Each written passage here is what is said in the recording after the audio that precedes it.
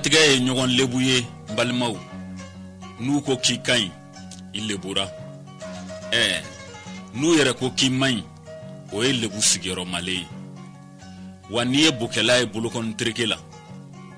kana ɲininkali kɛ a bolo donna bo la. N'o tɛ bokɛ ma se tiɲɛdala o.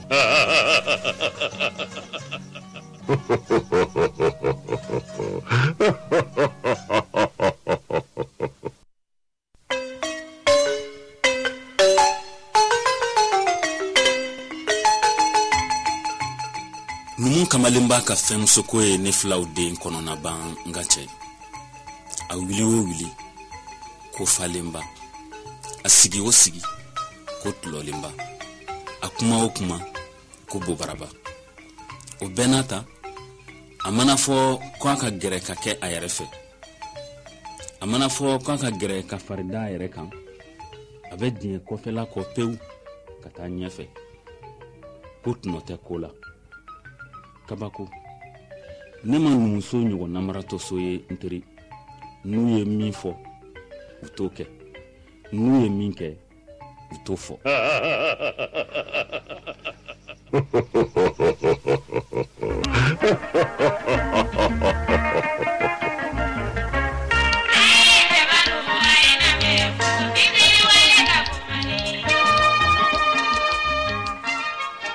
Kileya balamo ɲɛ bilennen koyokoyolen bɛ siga ka bere kun minɛ ka sengelenna taama ko nɔfɛ. Ka sɔrɔ k'a yɛrɛ bolo kelen minɛ k'o kari kaw. Ko lɛfali den tɛ kɛ ɲintan ye k'ale bɔra ka taa nin de la. A bɛ denmuninkɛla ɲɛna k'ale kunkolo ta fari dɔ ye. Cɛbakɔrɔ keleyabatɔ o bi lasamantan k'i nɔrɔ kogo la fo ka basaw dabali ban. K'a tulo fila tigɛ k'o ye mikro ye k'o fili maaw senkɔrɔ olu k'o tɔɲɔngɔ. O de y'a tulo fila kɛ i ko sɔ furufuru mɔbali. O tɛ fɛn ɲa a b'a ɲɛ fila wɔgɔn bɛɛ k'o ye kamera ye k'o fili maaw cɛ la. Olu b'o folokoto fo ka keleyabagatɔ cɛman ɲɛ bile i ko kami dondon ta.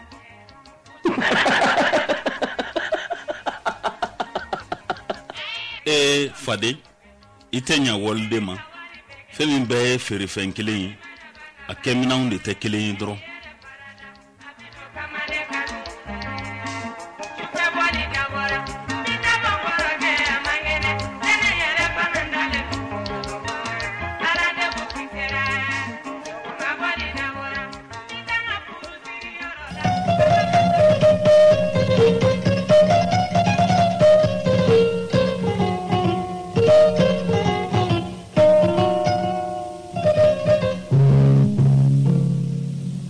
Musoya tɛ yɛrɛ yira ye, cɛɲa tɛ, yɛrɛ bunanji tɛ, yɛrɛmabila tɛ. N'o tɛ sa kɛnɛ cɛ ka ɲi a bɛ yelenku, a taama sen ka ɲi a b'a yɛrɛ ye. Nka ntigijigikɔrɔ bɛ tɛmɛ o la n teri k'a senfa basamuso nɔfɛ. Ko bɛɛ tɔgɔ b'i kɔ, ko yɛrɛ dɔn ka bon, ko danbe de ka jan. Wa an ka soju siga kɛnbaw la.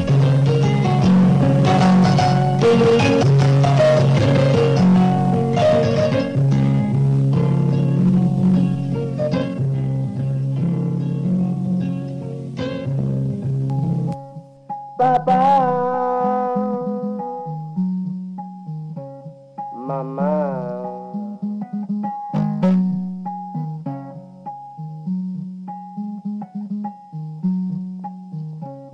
papa, mama, tonton, tanti, jeune loup, jeune filou, voix de Kerinala.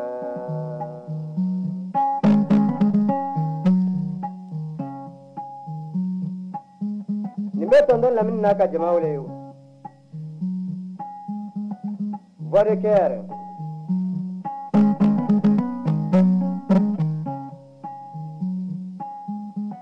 Abe kaba wole,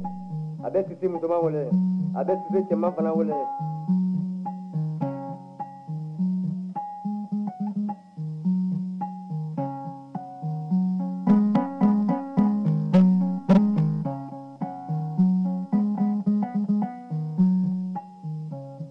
Papa, maman, tonton, tanti, jeune loup, jeune filou, voix de Karinana, yeah. Abella Melingala Panawole. Kamiria Kekili, Kanyon Akilila, Kadugo la Kibaria Ninabo, Akiligila.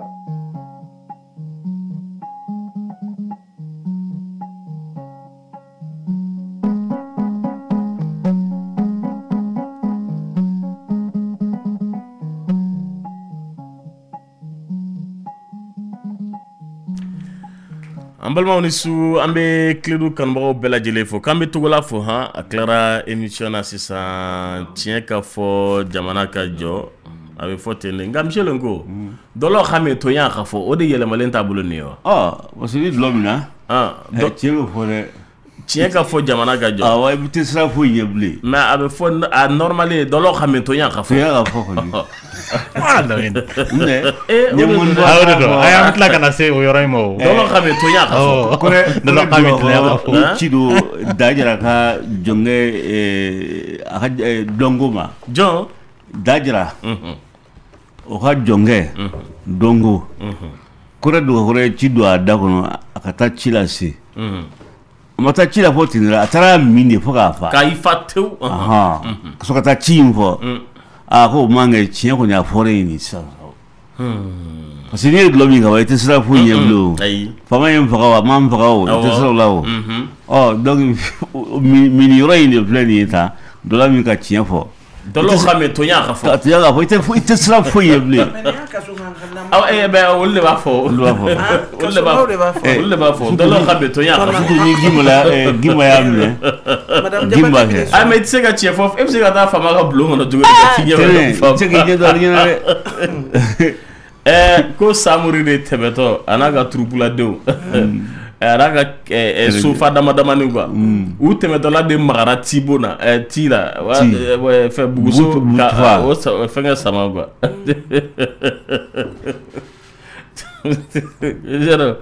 u sera k'u to sa u y'u to kɛnɛma ka nɛni kan mɛn sɔgɔmada la quoi ko jɔ ka kɛ to ko jɔ kaya ye na Tibo la ten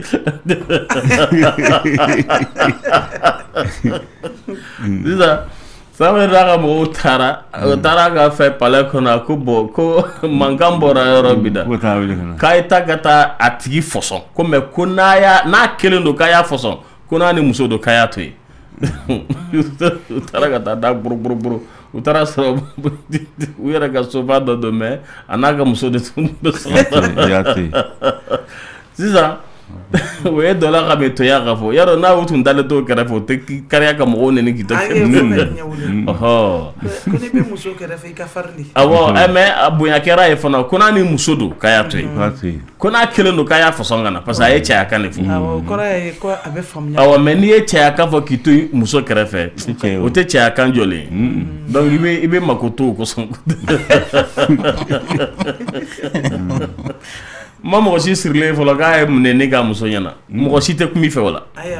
wa ko non a y'a to yen sa cɛ n'a ka muso de tun bɛ ɲɔgɔn fɛ a b'a maloya muso ɲɛna mais n'a kelen don n'i y'a bɔ i da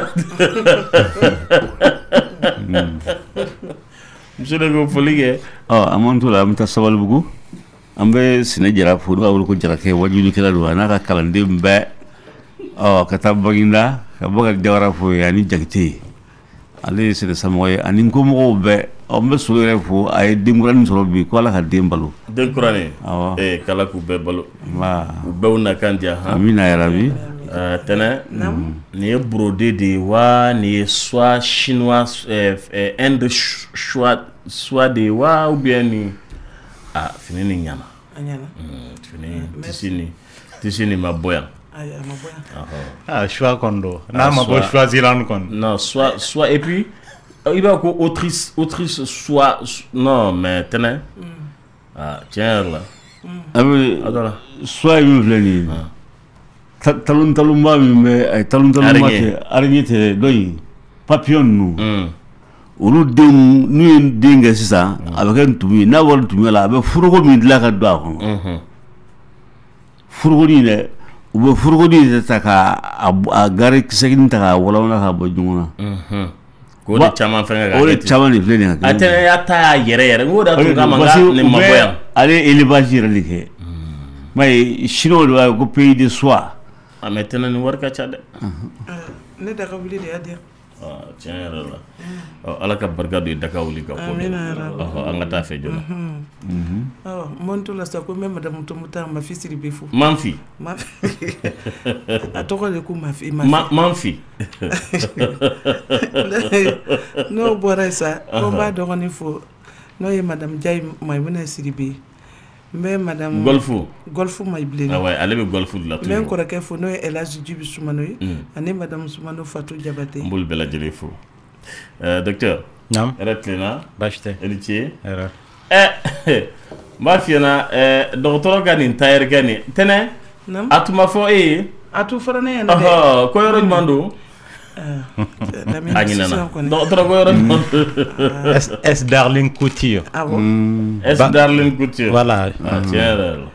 Bako Jikroni golfu kama foli bay ale de be docteur ka bazin be kala ka brode aba be kala lamine be che take ka muso take ka demsonu fene take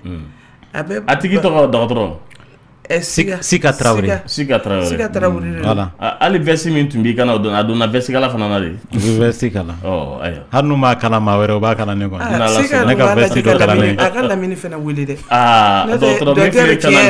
min fla kana min fla na kana parla tiens nga foli buye d'ailleurs anaka barakelawo aka tayer Ali Diallo nga foli bi fast fashion couture mo fana yi o filɛ ni faso kanu la Fatumata Fasko ye a n'a ka baarakɛɲɔgɔn n'a bɛɛ lajɛlen oui n bɛ un promotionnaire fo Agaye Kundu Kulibali ale bɛ énergie di Mali la Lamine Musoman ko a ka foli f'i ye Lamine Musoman awɔ Sian Damule a bɛ pharmacie la Lafiyabugu kɔda la a fana bɛ yɛlɛ de ko i bɛ yɛlɛ cogo min na k'Ala ka hɛrɛ k'an ye ami a b'i labɛn na so a n'a cɛ Baraji Damule kɔni k'an b'a fo kosɛbɛ awɔ donc n bɛ an ka lɛrɛ ka tɔndenw bɛɛ lajɛlen fo leere voilà ale ni dɔgɔtɔrɔ leere kɔrɔ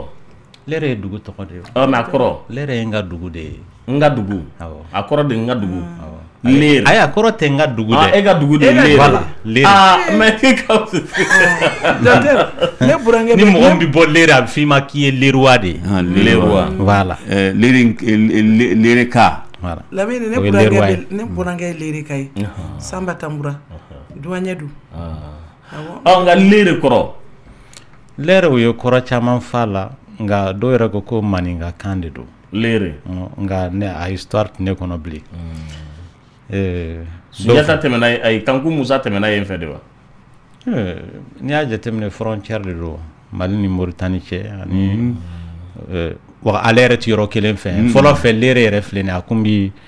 Mopti mara de la sisan est-ce que a tɛ Segu de après u y'a bɔ yen nɔ k'a don Tombouctou mara la a tɛmɛna Segu mara fana fɛ affaire économique parce que n'i y'a jateminɛ Segu mara bɛ ban yɔrɔ min na 35 km ani o cɛ voilà mais actuellement a bɛ jate Tombouctou de fɛ n bɛ Mohamed Fall Janka fo ale ye chef des impôts ye commune 4 la n b'a fɔ a ye Saïd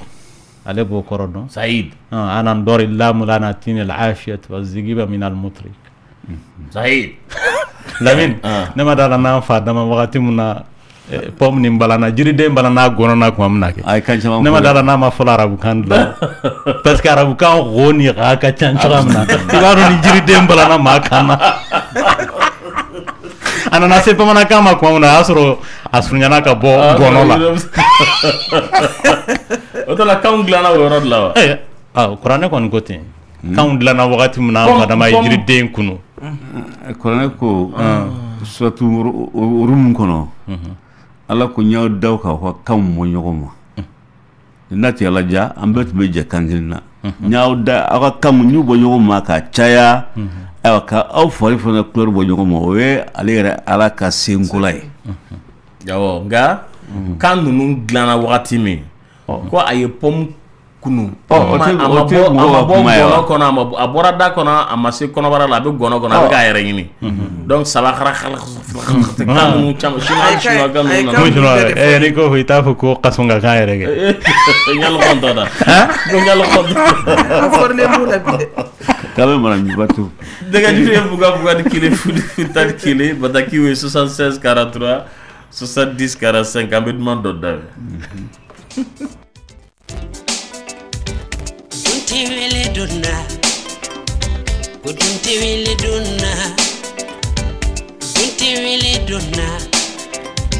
Gunti wele donna Aduna Yamunde kera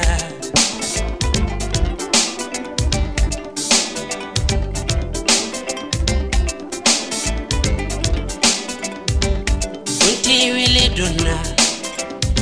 Gunti wele donna Tewele duna Dunti wele duna Aduna Temunde keramfa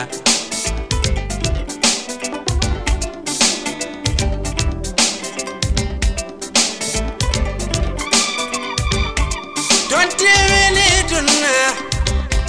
Dunti wele duna Dunti wele duna Hey Dunti wele duna Fulonde tumbeya Wari chamo kumbe muloya Fulonde tumbeya Sanu chamo kumbe muloya Fulonde tumbeya ne Musu chamo kumbe muloya Fulonde tumbeya Lulu chamo kumbe muloya Gasi sande sera Ntiri ubi bulila Bidesera Nteri musu bibulila nye Gonti wile dona Godonti wile dona Aduna Jamundekera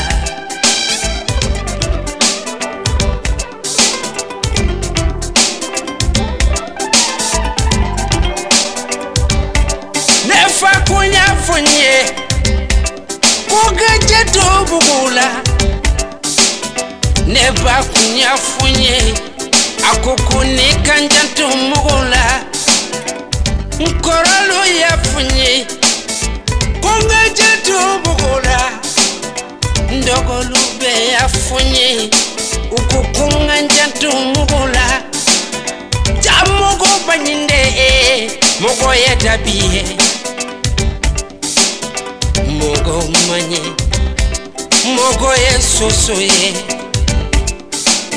Mogo manye Jam mogo ye buntini de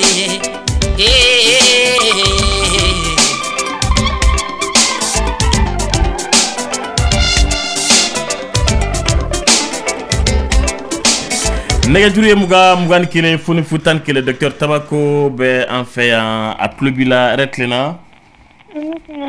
Nbansu Maman est docteur là. A tulo b'i la Docteur. Naam. Il est indisposé la jolie de mon frère. Fais fiment d'eau de me bonner na follow. Après 3 jours. Je le vais sur le rabot. Nous mon femme. Au fin final, à couleur bichoni. C'est noir. Est-ce qu'il y a faut bien jaté? Bon, là il y a d'autres choses là parce que bana fla de katenin ko ke mola ni fibrome bi mola. Voilà ma bana do be ma fama ko endométriose. Parce que sababu ela da la yoro fana. Ne sais pas si ma. Ah ouais. Fanny. Mais clinique Kabala là c'est 2000. OK. Mais c'est gagné numéro sur. Ah ouais. 60 ibe abla mekla numéro 10 ma. OK. Nala sona nɛgɛjuru ye mugan kele foni fu tan ani kele. Docteur Tabako tulo b'i la yɛrɛ tilenna. Alto. Nbansu. Lamine ça va? Oui, ça va bien, merci. Ko basi foyi tɛ yen. Ayi basi foyi tɛ yen. Ne ta ye foli le, n bɛ tɛnɛn fo. Ani Michel ko. Komi i bɛ ka kasɔngɔ ka fɛn na, an ka kasɔngɔ ka fɛn dɔ f'i ɲɛna. ko u ye kaso hakɛ sɔrɔ dulɔ kunna ko a ko a ye na yan an ma fa ye sukuru de dɔgɔtɔrɔ de ka prescrit ni y'a mɛn mɔgɔ da merci anse ayiwa ala ka dɛmɛ kɛ dɔgɔtɔrɔ ayiwa an bɛ na don kibaru yɛrɛ la allo-immunication fœto-maternelle ou incompatibilité fœto-maternelle ni tubabukan cayara ni ye mun de ye ye fɔlɔ mun fɔ o y'a dɔgɔtɔrɔ kan ye allo-immunisation fœto-maternelle tubabukan na incompatibilité i y'a dɔn incompatibilité kɔrɔ de ye ko fɛn fila minnu ti ɲɔgɔn ta minnu ti bɛn donc nin ye musolakaw ka bana ye mun bi kɛlɛ ko fɔ kɛlɛ mun bi den ani ba cɛ k'a to a ba dɛbɛ la o kɔrɔ ye do y'a dɔn wagati caman mɔgɔw b'an wele k'a fɔ ne joli ni cɛ joli tɛ kelen ne joli ni cɛ joli bi ɲɔgɔn ta wa muso minnu ka joli ye groupe rhésus négatif ye n'a b'a fɔ ma ko moins a bɛ se ka kɛ O moins B moins AB moins walama A moins n'olu furula cɛla kama mun ye rhésus positif ye A plus B plus AB plus walama O plus donc i bɛ taa sɔrɔ kɔnɔbara fɔlɔ la a ka ca ala fɛ tɔɔrɔ t'o sɔrɔ mais n'o y'a sɔrɔ u ye kɔnɔbara wɛrɛw ta et que o kɔnɔbara in den mun b'u la o joli ni muso yɛrɛ joli tɛ kelen ye o la ba joli b'o den joli kɛlɛ voilà dɔgɔtɔrɔ nin bɛ musolaka groupe jumɛn de sɔrɔ n'i y'a jateminɛ muso 100 minnu lajɔlen don nin tɔɔrɔ fasugu in bi maa 10 ka taa bila 15 bɔɲɔgɔnko sɔrɔ voilà parce que n'i y'a jateminɛ groupe rhésus yɛrɛ a bɛ se ka kɛ caman na koyi nka a ka teli ka kɛ minnu la o ye rhésus négatif de ye bon hadamadenw dun minnu ye rhésus positif ye olu de ka ca ka tɛmɛ rhésus négatif kan voilà dɔgɔtɔrɔ ayiwa a kun de ye jumɛn de ye sisan bakuruba la sababu fila de b'a la a fɔlɔ o ye kɔnɔmaya ye filanan o ye mɔgɔw minnu ni joliko dɛsɛ b'u sɔrɔ ni joli bɛ k'u la kɔnɔmaya ta fansa n'i y'a ta n'i lajɔlen don kɔnɔbara la n'o y'a sɔrɔ den joli ani ye joli tɛ kelen ye misali la ani fa de ta ye kelen e ka joli ye négatif ye den ta ka kɛ positif ye n'o kɛra komi kɔnɔbara wagati la den joli ni ba joli ti ɲagami o sababu fɛn fɛn da b'a to u bi ɲagami o b'a to misali la ni basibɔn y'a tigi sɔrɔ a lajɔlen walama kɔnɔbara yɛrɛ tiɲɛna walama tonso banaw y'a sɔrɔ minnu bi basibɔn lase ma misali la sababu fɛn fɛn bi basibɔn lase muso ma a lajɔlen o b'a to den joli ni ba joli bi ɲagami n'o bɔra la i bɛ taa sɔrɔ jiginni wagati o wagati la fana den joli ni ba joli bɛ se ka ɲagami o wagati in kɔnɔna la kɔnɔbara min bɛ taa sigi yɔrɔ la mun tɛ denso ye walama hali ni kɔnɔ tiɲɛna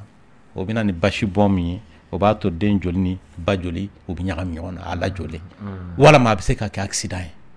i y'a dɔn accident bɛ se ka tɔɔrɔ lase fo ka joli jigin a tigi kɔnɔ o bɛɛ de bɛ na ni basibɔn ye donc walama opération ka kɛ a tigi lajɔlen misali la muso minnu ni cerclage kan ka k'u la n'o lajɔlen don donc o bɛɛ b'a to den joli ni ba joli bɛ se ka ɲagami donc a ka ca ala fɛ kɔnɔbara fɔlɔ la problème tɛ yen mais ni muso mana lajɔ kɔnɔbara wɛrɛ la hali ni san 10 don o kɔfɛ i bɛ taa sɔrɔ den joli mun donna ba joli la ka tɛmɛ o la joli kɛlɛlaw minnu bɛ banakisɛ kɛlɛlaw minnu bɛ ba joli la olu de bi n'a lajɔra sisan o ɲɔgɔnna den fasugu la den bi kɛ jugu de ye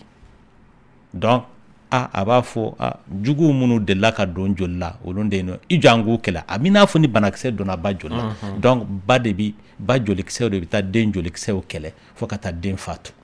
a kɔnɔ. ayiwa dɔgɔtɔrɔ conséquence b'a la wa. awɔ kosɛbɛ parce que o kɔrɔ de ye ko kɛlɛ in da bɛ to maa mun na o ye den de ye parce que n'i y'a jateminɛ ba fanfɛla la a bɛ se ka mun kɔni lase o de ye kɔnɔbara mun b'a la i bɛ taa sɔrɔ a bɛ jigin k'a sɔrɔ a jigin wagati ma se donc a bɛ se ka kɛ hali o bɛɛ la den de bɛ fatu a bɛ se ka kɛ fana ji bɛ caya kɔnɔbara kɔrɔ o bɛɛ degun bɛ se den de ma bon den yɛrɛ ta fanfɛ la komi ba jolikisɛ bi den jolikisɛw kɛlɛ k'a to a ba dɛbɛ la o b'a to joliko dɛsɛ o bi den sɔrɔ k'a to a ba dɛbɛ la donc den yɛrɛ bɛ se ka fatu k'a sababu k'o ye ni mun ma fatu o wagati la sa i bɛ taa sɔrɔ hali ni ba jiginna la i bɛ taa sɔrɔ den fari bɛɛ ye nɛrɛmuguman ye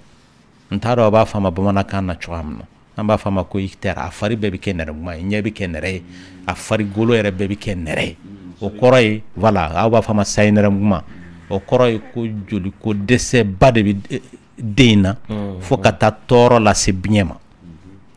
n'a man jugu solution dɔw bɛ yen mais n'a ka jugu fana solution wɛrɛw bɛ yen minnu kan ka kɛ mais a juguman yɔrɔ ye i bɛ taa sɔrɔ a caman bɛ yen nɔ yanni ba yɛrɛ ka jugu la o bɛ fatu ba de bɛ la voilà. dɔgɔtɔrɔ a bɛ furakɛ wa? a furakɛli sira ye mun ye bon n tɛna n sinsin furakɛli yɛrɛ kan parce que a furakɛli ka gɛlɛn kosɛbɛ ne bɛna n sinsin mun kan o de ye a kunbɛcogo ye parce que kunbɛcogo b'a la pour que tɔɔrɔ kana kɔnɔmaya tɔ sɔrɔ a ma dabɔ kɔnɔmaya fɔlɔ kama kɔnɔmaya fɔlɔ a ka ca ala fɛ tɔɔrɔ t'o sɔrɔ nka kɔnɔmaya minnu bɛna o kɔfɛ tɔɔrɔ b'olu de sɔrɔ n'i y'a jateminɛ pour que tɔɔrɔ yɛrɛ kana den sɔrɔ furakɛli sira fɛ n'o y'a sɔrɔ nin kɛra ka ban déjà kabini a muso lajɔlen don ka den to a ba de bɛ la den joli bɛɛ de bɛ sama ka bɔ a la ka joli kura k'a la o tɛ kɛ anw fɛ yan wa hali ni muso jiginna o baara in de kan ka kɛ ka den joli bɛɛ de sama ka bɔ a la ka joli kura k'a la donc an b'a fɔ a ma ko exsanguinotransfusion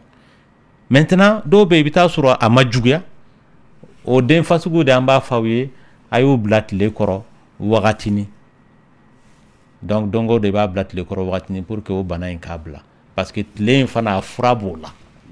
bon a minɛnw bɛ dɔgɔtɔrɔso kɔnɔ mun i bɛ taa sɔrɔ a bɛ bila o lampe fasugu kɔrɔ parce que tile bɛ rayon minnu nati ultraviolet o ɲɔgɔnna lampew bɛ mun bɛ kɛ k'a tigi furakɛ voilà o y'a ye ni a ma taa yɔrɔ jan n'o tɛ n'a taara yɔrɔ jan a furakɛli bɛ gɛlɛya kosɛbɛ den ta fanfɛla la a kunbɛcogo ye mun ye i y'a dɔn pikiri dɔ bɛ yen nɔ mun bɛ kɛ vaccin de don pikiri nin fana a bɛ kɛ de n'o y'a sɔrɔ ba joli den joli caman ma taa ba joli la parce que ni muso lajɔra sisan ne ka groupe ye registre négatif ye dɔgɔtɔrɔ bɛ sɛgɛsɛgɛli dɔ kɛ normalement a kan ka kɛ kɔnɔbara kalo 3 wala kalo 4 kalo 6 kalo 8 kalo 9 o sɛgɛsɛgɛli in sen fɛ a bɛ fɔ a muso in den joli ni ba joli ɲagamina ka ban fura t'o la bilen donc a tigi mana kɔnɔ fɛn fɛn ta n'o den kɔni joli kɛra fa ta ye misali la ba joli b'o kɛlɛ soit a kɔnɔ bɛ tiɲɛ den bɛ fa to a ba de bɛ la ou bien a ni nin tina mais n'o y'a sɔrɔ den mun n'a ba a yɛrɛ ba joli ye kelen problème t'o sɔrɔ donc joli dun fanfɛla la den bɛ se ka kɛ ba joli ye a bɛ se ka kɛ fa ta ye a bɛ se ka kɛ ba ta tɛ fa ta tɛ voilà maintenant n'o y'a sɔrɔ mɔgɔ mun joli ta kɛra a yɛrɛ k'a fɔ a ba joli in den joli caman ma taa pour que ba joli ka se ka den tɔw kɛlɛ sa pikiri dɔ bɛ yen nɔ mun bɛ kɛ ba la pikiri nin kan ka kɛ n'i kɔnɔ tiɲɛna n'i lajɔlen don kɔnɔbara fɛn fɛn mana tiɲɛ a kan ka k'i la parce que kɔnɔbara n'a tiɲɛna a dɔnnen tɛ n'o y'a sɔrɔ joli ni est ce que den joli ni ba joli ye kelen ou pas o sɛgɛsɛgɛli tɛ kɛ yan maintenant n'o y'a sɔrɔ basi bɔn ko fɛn fɛn mana a tigi la m'a sɔrɔ a lajɔlen fana o pikiri in kan ka k'a la kunbɛnnan de don n'o bɔra la tɔɔrɔ ma a tigi sɔrɔ a tigi mana jigin a jiginnen kɔfɛ tile 3 kɔnɔna la o man kan tɛ ka tɛmɛ den joli de kan ka sɛgɛsɛgɛ n'a ni ba joli ye kelen pikiri tɛ kɛ ba la mais n'a ni ba joli tɛ kelen ye ale ye registre positif ye o la pikiri bɛ kɛ ba la n bɛ k'a fara fanca parce que a tɛ kɛ den na dɛ a bɛ maa caman ɲɛna a bɛ ka kɛ den na den mun nana tɔɔrɔ m'o sɔrɔ o y'o bannen o a bɛ ka kɛ de walasa kɔnɔbara natɔw k'olu lakana n'o tɛ a tigi bɛ se k'a si bɛɛ kɛ kɔnɔbara t'a la kɔnɔ ninnu bɛ tiɲɛ o tɛ kɛ den voilà donc nin de ye a kunbɛcogo ye bon pikiri nin kun da ka ca fɔlɔ fɛ kosɛbɛ a bɛ taa 13 bɔɲɔngo la o y'a sɔrɔ lamini yan n'o yɛrɛ a tɛ sɔrɔ n'i bɛ fɛ k'a sɔrɔ kabini muso mun a lajɔlen don kɔnɔbara kalo 4 i bɛ taa sɔrɔ an b'a fɔ a tigi ani pharmacien dɔ ka taa bɛn a la o k'a commandé k'a bila ni ala y'a kɛ a tigi jiginna don mun na o b'a sɔrɔ a kɛn bɛ ka pikiri in wari sara ni pikiri in joli t'a kɔfɛ pikiri kan ka kɛ a tigi bɛ taa ka pikiri ta ka na an b'a kɛ n'o y'a sɔrɔ pikiri yɛrɛ man ka kɛ donc ani pharmacien bi b'a la a bɛ se ka pourcentage i n'a fɔ 30% ou bien 20% wari k'o di pharmacien ma o y'a sɔrɔ fura nali ka gɛlɛya parce que a ti san mais sisan bi bi na a pikiri nin bɛ taa 80,000 de la wa a bɛ sɔrɔ pharmacie caman na donc i bɛ taa sɔrɔ kabini a tigi yan'a ka jigin an b'a ɲɛfɔ somɔgɔw ye bon n'a jiginna kɔnɔ aw ka sigi n'a ye k'a fɔ pikiri dɔ sanni bɛ se ka ye a ko la ni den joli ni ba joli ma kɛ kelen voilà. Ala ka nɔgɔya kɛ dɔgɔtɔrɔ ladilikan dɔ b'i bolo wa? Ladilikan mun bɛ n bolo dɔrɔn k'a fɔ o de ye k'a fɔ nin bana in a dɔnnen tɛ kosɛbɛ anw fɛ yan hali bi maaw m'a faamuya parce que i bɛ taa sɔrɔ a bɛ muso dɔ la a tigi bɛ kɔnɔbara 10 kɛ baasi foyi tɛ den ninnu sɔrɔ parce que o kɔrɔ ye di i bɛ taa sɔrɔ ale ye kɔnɔbara 10 mun kɛ n'o balola u joliw n'ale joli ye kelen walama joli hakɛ mun kan ka bɔ den fan fɛ ka taa muso fan fɛ pour que ka bana in wuli muso la o joli hakɛ ma taa muso fari la fɔlɔ o de y'a to n'i mana a bɛ dɔw dabali ban i bɛ taa sɔrɔ u jiginna burusu kɔnɔ joli sɛgɛsɛgɛ ninnu tɛ kɛ u nalen yan nɔ kun dɔ kama an b'a fɔ bon madame i jiginna ou bien opéré la il faut que den joli ka sɛgɛsɛgɛ olu t'a faamuya ne den 5 bɛ balo la den 10 mais pourquoi ne bɛ sɛgɛsɛgɛli foyi m'olu sɔrɔ non i bɛ taa sɔrɔ olu ye chance de sɔrɔ hali en tout cas tant que den sɔrɔli ko b'e kɔnɔ fo n'a kɛra den sɔrɔli ko tigi tant que den sɔrɔli ko b'i kɔnɔ il faut que o sɛgɛsɛgɛli in ka kɛ den na ni den joli ni ba joli ma kɛ kelen ye pikiri bɛ kɛ n'o kɛra kelen ye pikiri tɛ kɛ n'o tɛ mun b'a ko yɛrɛ nɔgɔya o de ye k'a fɔ fa ka sɛgɛsɛgɛ nka o ko ninnu an t'o kɛ parce que dɔgɔtɔrɔya gundo dɔw b'a la n'i ma farati ka ko dɔw kɛ i bɛ taa bange ko dɔw kan mun bɛna ni du cili ye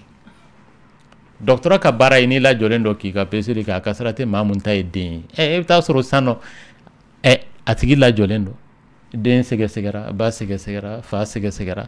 den dɔ bɛ taa bange misali la i bɛ se k'a fɔ a tigi ye non i bɛ taa sɔrɔ e tɛna den sɔrɔ mun problème b'a sɔrɔ o ta ye den y'a fa ta ya den bɛ se ka kɛ furu den ye k'a sɔrɔ fa ta tɛ donc n'i donna o ko ninnu na i tɛna bɔ a la a laban ko dɔ bɛna bɔ a la i yɛrɛ sigin tɛ ni mun ye o de y'a to an ye fa ta in to yen an ka sira tɛ maa mun ye den fa ye sisan ko bi ba n'a den de cɛ den kɔni ye ba ta kɔni ye an n'a fa dɔn tɛ o de y'a to mun ka nɔgɔ o de ye ni muso jiginna den na den bɛ sɛgɛsɛgɛ voilà maintenant n'a ni ba joli kɛra kelen a banna n'u ma kɛ kelen a banna o la pikiri bɛ kɛ a tigilama la voilà. Ayiwa basi tɛ dɔgɔtɔrɔ k'Ala ka nɔgɔya kɛ nin bɛɛ lajɛlen minnu tun bɛ dɔgɔtɔrɔ ka numéro nɔfɛ 79 28 55 47 79 28 55 47 an bɛ taa sugu la n'an bɔra yen sa.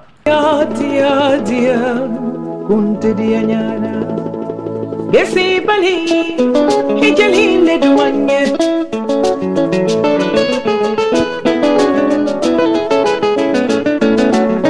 nani bali aja hijali le duanye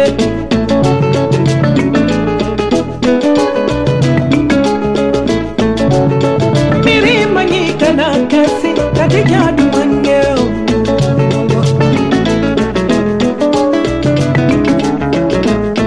Delegate bambolo, delegate banyo te banna hajakana. Usulan te bambolo, usulan kasa dumate banna hajabana. Bongalire te bambolo, bongalire kasa dumate banna jidakono. Sambara te bambolo, talongera mate banna hajabana. Dupir te bambolo, dupir compile te banna hajakana.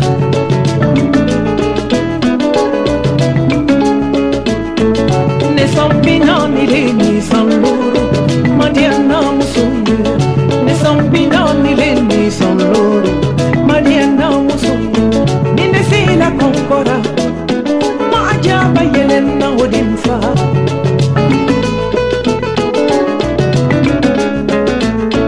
Usulante babara Usulante sadumate banna ajabara Bongaliri te baboro Bongaliri kasadumate banna jidako Sambara de babolo, talongena ma de banna ajabo. Alors ça va? On ne fait pas la diagacha. Alors ça va? On ne fait pas la diagacha. Solo mondial.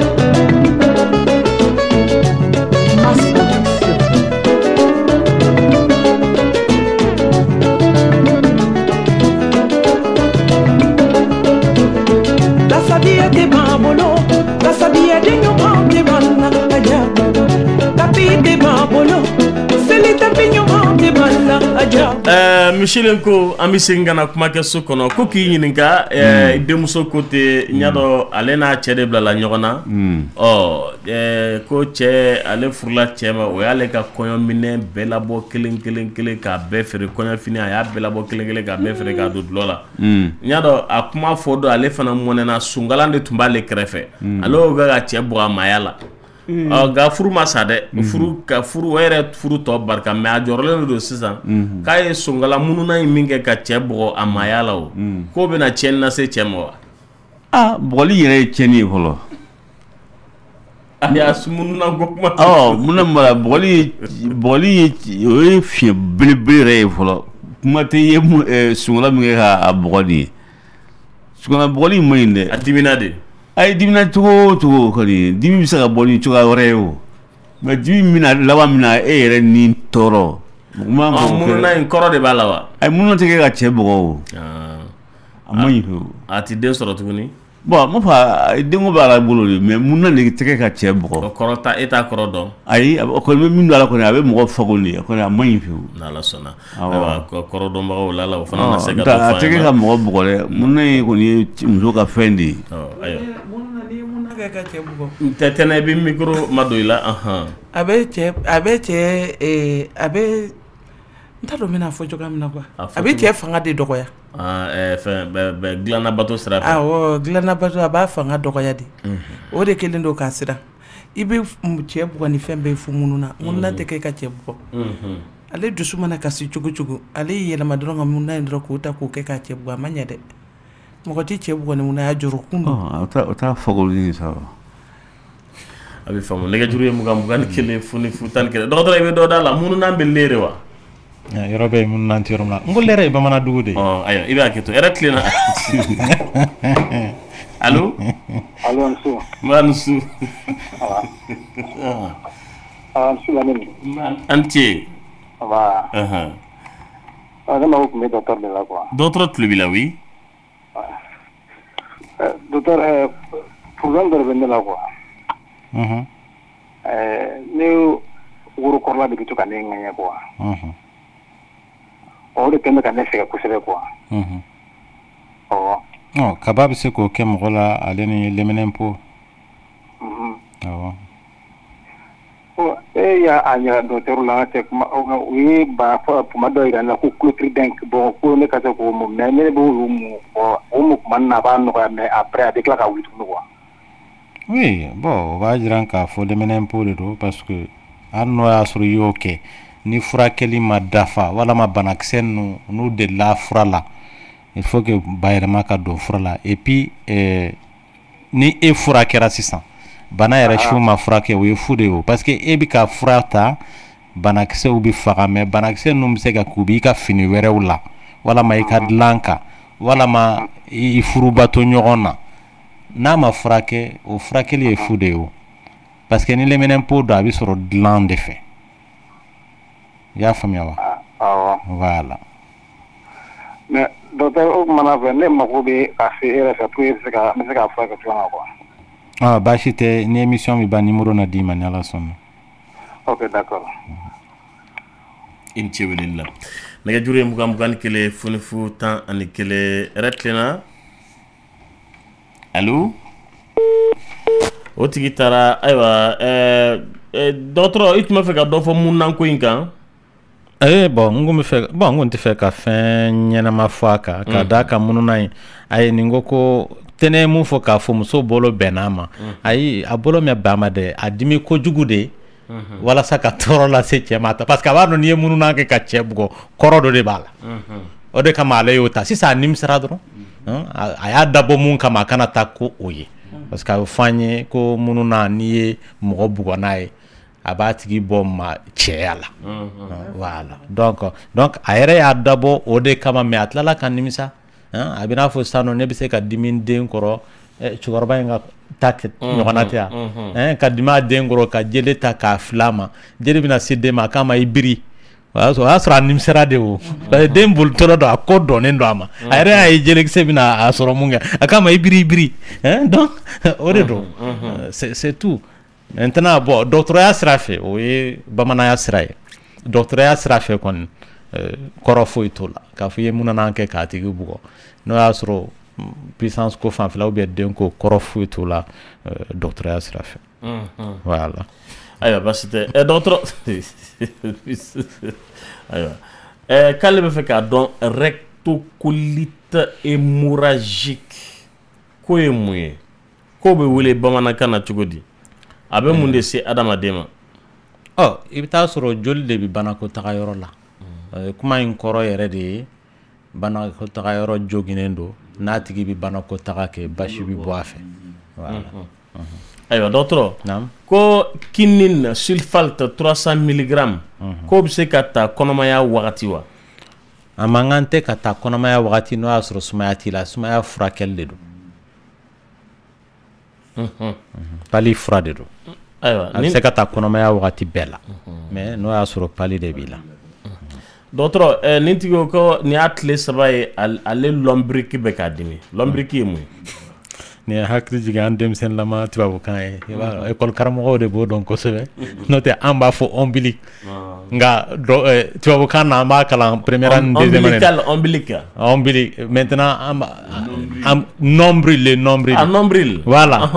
o de ye barakun de barakun voilà médecine sira la b'a wele ko ombilique sinon tubabukan yɛrɛ la nombril de médecine sira la ombilique o ma ye cordon ombilical mais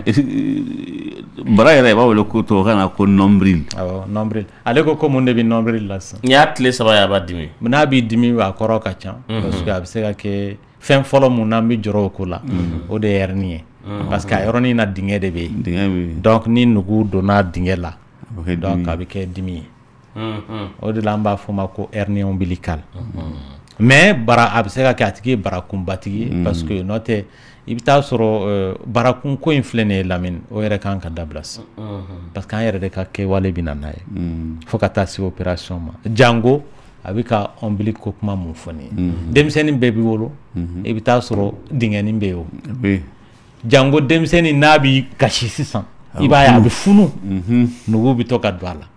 mais ni den wolola dɔgɔtɔrɔ yɛrɛ y'a kɔlɔsi k'a b'i la an b'a fɔ ba ye i bɛ to ka a bara in siri dɔrɔn dɔrɔmɛ 20 walama 100 ganani i b'o kɛ bandi la k'a siri wala milisew bɛ plakinin fitinin dɔ dilan i b'o kɛ bandi la k'a siri kalo 1 bɛ dafa yɔrɔ o yɔrɔ a bɛ tunu mais dɔw de bɛ seliya o la n'u y'a siri olu yɛrɛ fɛ a bɛ ka den degun u bɛ hinɛ den na kojugu finalement u bɛ k'a ma jugu de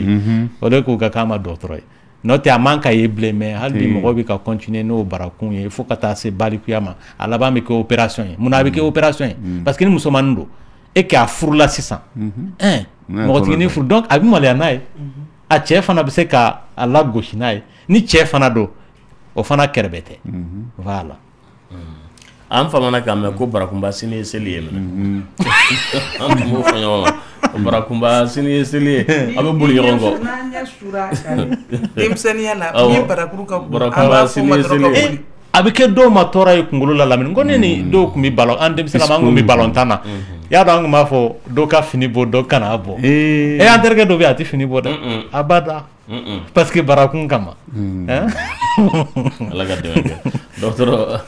a ko an tun ye mara tɔgɔ ɲininkali kɛ bamanankan na yan a wagati la an balima caman ye tɔgɔw di nka a bɛnna ni baarajigi wagati o de y'a to an b'a fɔ nka u seginna k'a di k'an tun ye mara tɔgɔ ɲininkali kɛ nka ko Oncle Sarkozy de don awɔ Oncle Sarkozy awɔ après y'a ɲininka a y'a sɔrɔ ayiwa ko mun de y'a to banakɔtaga la ko jeli bɛ sɔrɔ a la o sababu ka ca banakɔtaga joli min b'a la o yala a nana banakɔtaga in de nɔfɛ wa teri a nana o kɔfɛ parce que mɔgɔ kɛtɔ la ka banakɔtaga kɛ ni tɔgɔtɔgɔnin b'i la banakɔtaga bɛ kɛ joli ye o kɔrɔ ye mun ye banakisɛ dɔw bɛ yen nɔ minnu bɛ k'o las'i ma mais ni mɔgɔ ye banakɔtaga kɛ e k'i tilalen tuma min na joli in de ye banakɔtaga in arrosé o kɔrɔ ye ko joli de bɛ banakɔtaga yɔrɔ la o ka teli ka joli fasugu mun kɔf'u ye hémorroïde de voilà hémorroïde be kobo be hémorroïde ye koko bi kuru munu fale bana ko taga yoro ko la hole be kobo kobo ni tontona ko mun bi bo kenama abu juga docteur kan na fasugo flado awa na jugara abu yoba voilà yobani o de kobo yi mais kuru mun bi fale o ye bana ko taga yoro joli siraw munu be o londe bi falen ka ke kuru yi na ba fama ko hémorroïde mais o bɛɛ sababu fanba ye mun ye o ye kɔnɔja de voilà ayiwa dɔgɔtɔrɔ ayiwa an bɛ nin tigi ko a b'a foli kɛ kosɛbɛ fɔlɔ k'ale muso garisigɛlen tun don kalo 3 ko dɔgɔkun tɛmɛlen kɔrɔ a muso kɔnɔ tiɲɛna ko a fɔra ko den ka position tun man ɲi k'a bɛ fɛ k'e ɲininka o den ka position a b'a dɛbɛ la o bɛ se ka na ni kɔnɔ tiɲɛni ye wa bon kɔnɔbara kalo 3 ka tila k'a fɔ k'a da kan k'ale diminen don dɛ a diminen yɛrɛ de don mais a bɛ ɲininkali kɛ fɔlɔ k'a dɔn ni dimi kan ka taa ɲɛ ou bien n'a kan ka dan sira la ne hakili la kɔnɔbara tiɲɛni an ye sababu caman fɔ a la sa de maintenant den position n t'a dɔn a bɛ fɛ ka fɛn mun ɲɛfɔ yan parce que position an ka sira t'o la kɔnɔbara daminɛ la fo n'a kɛra kɔnɔ yɛrɛ de taara dayɔrɔ la mun tɛ denso ye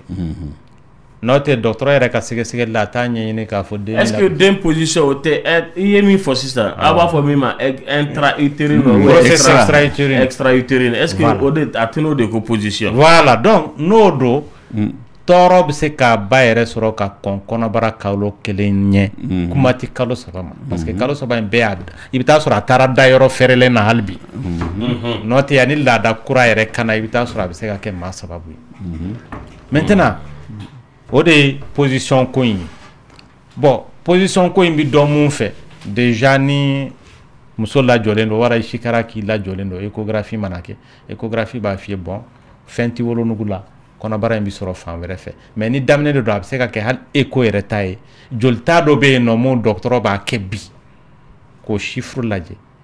sini ma ka tila ka segin o jolita in kan i n'a fɔ tile 2 o kɔfɛ o b'a f'i ye vraiment k'a fɔ a kɔnɔbara min bɛ yen ɲuman dɔ mun bɛ ka taa ɲɛ ou bien kɔnɔbara in fatura a seginna kɔfɛ ou bien a t'a a place la kɔrɔw de b'o o jolita fasugu la avant que dɔgɔtɔrɔ ka décision ta parce que dɔw bɛ yen u bɛ tiɲɛ u yɛrɛ ma dɔw fana u bɛ kasara fana lase muso ma i b'a ye mɔgɔ dɔw bɛ opérer parce que joli jiginn'u kɔnɔ o fasugu la mais minnu bɛna dɔgɔtɔrɔso la joona pikiri dɔ bɛ yen mun bɛ k'u la n'a dɔnna k'a fɔ kɔnɔbara sigin tɛ yɔrɔ la mun tɛ denso ye pour que a kana trompe latiɲɛ las'a ma parce que n'a tigi opéré la dɔrɔn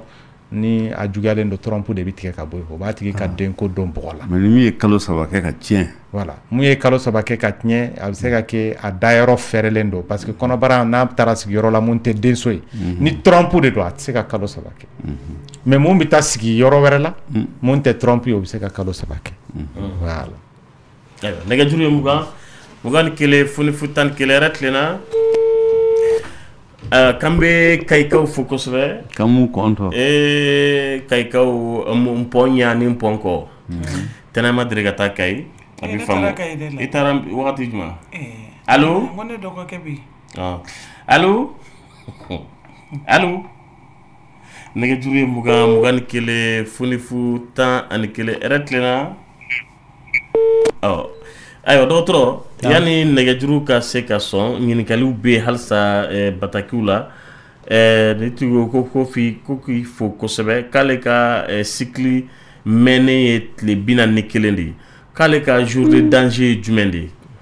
o tɛ se ka dɔn tan parce que cycle mɛnnen 41 in ka jan o ye femme muso minnu ka cycle ye irrégulier a bɛ taa fɔ 45 la yɛrɛ kuma dɔ la wagati kelen t'o la o kuma fɔ caman fana ka fisa k'a ma faamu ye ko quelles sont les conséquences de la masturbation d'un homme ou d'une femme masturbation an y'a kuma fɔ o de y'a to n k'a fɔ caman fana ka fisa k'a ma faamu ye awɔ nafa b'a la kosɛbɛ parce que bi bɛna a carinen don kosɛbɛ masturbation a bɛ mago ɲɛ yɔrɔ dɔw la furakɛli sira fɛ maa dɔw bɛ yen i bɛ taa sɔrɔ nɛgɛ foyi t'u la masturbation bɛ se ka kɛ sababu ye k'u nɛgɛ wuli nka a ka dan ye hali o yɛrɛ n'a bɛ kɛ i bɛ taa sɔrɔ a bɛ kɛ u n'u furubato ɲɔgɔn cɛ misali la muso dɔw bɛ yen frigidité b'a la ni ala sɔnna an bɛna don a kɔnɔ o don la parce que a kuma caya an bɛ mɔgɔw tɛ frigidité ni anorgasme dɔn ka bɔ ɲɔgɔn na fɛn fasugu kelenw tɛ o ni ala sɔnna an bɛna k'a kuma ka la dɔgɔkun wɛrɛ yɛrɛ a message caman bɛ n kun cɛ dɔw fana bɛ yen nege t'u la donc i bɛ taa sɔrɔ donc masturbation in bɛ kɛ sababu ye k'u dɛmɛ u nege ka wuli o ye masturbation ka baara bannen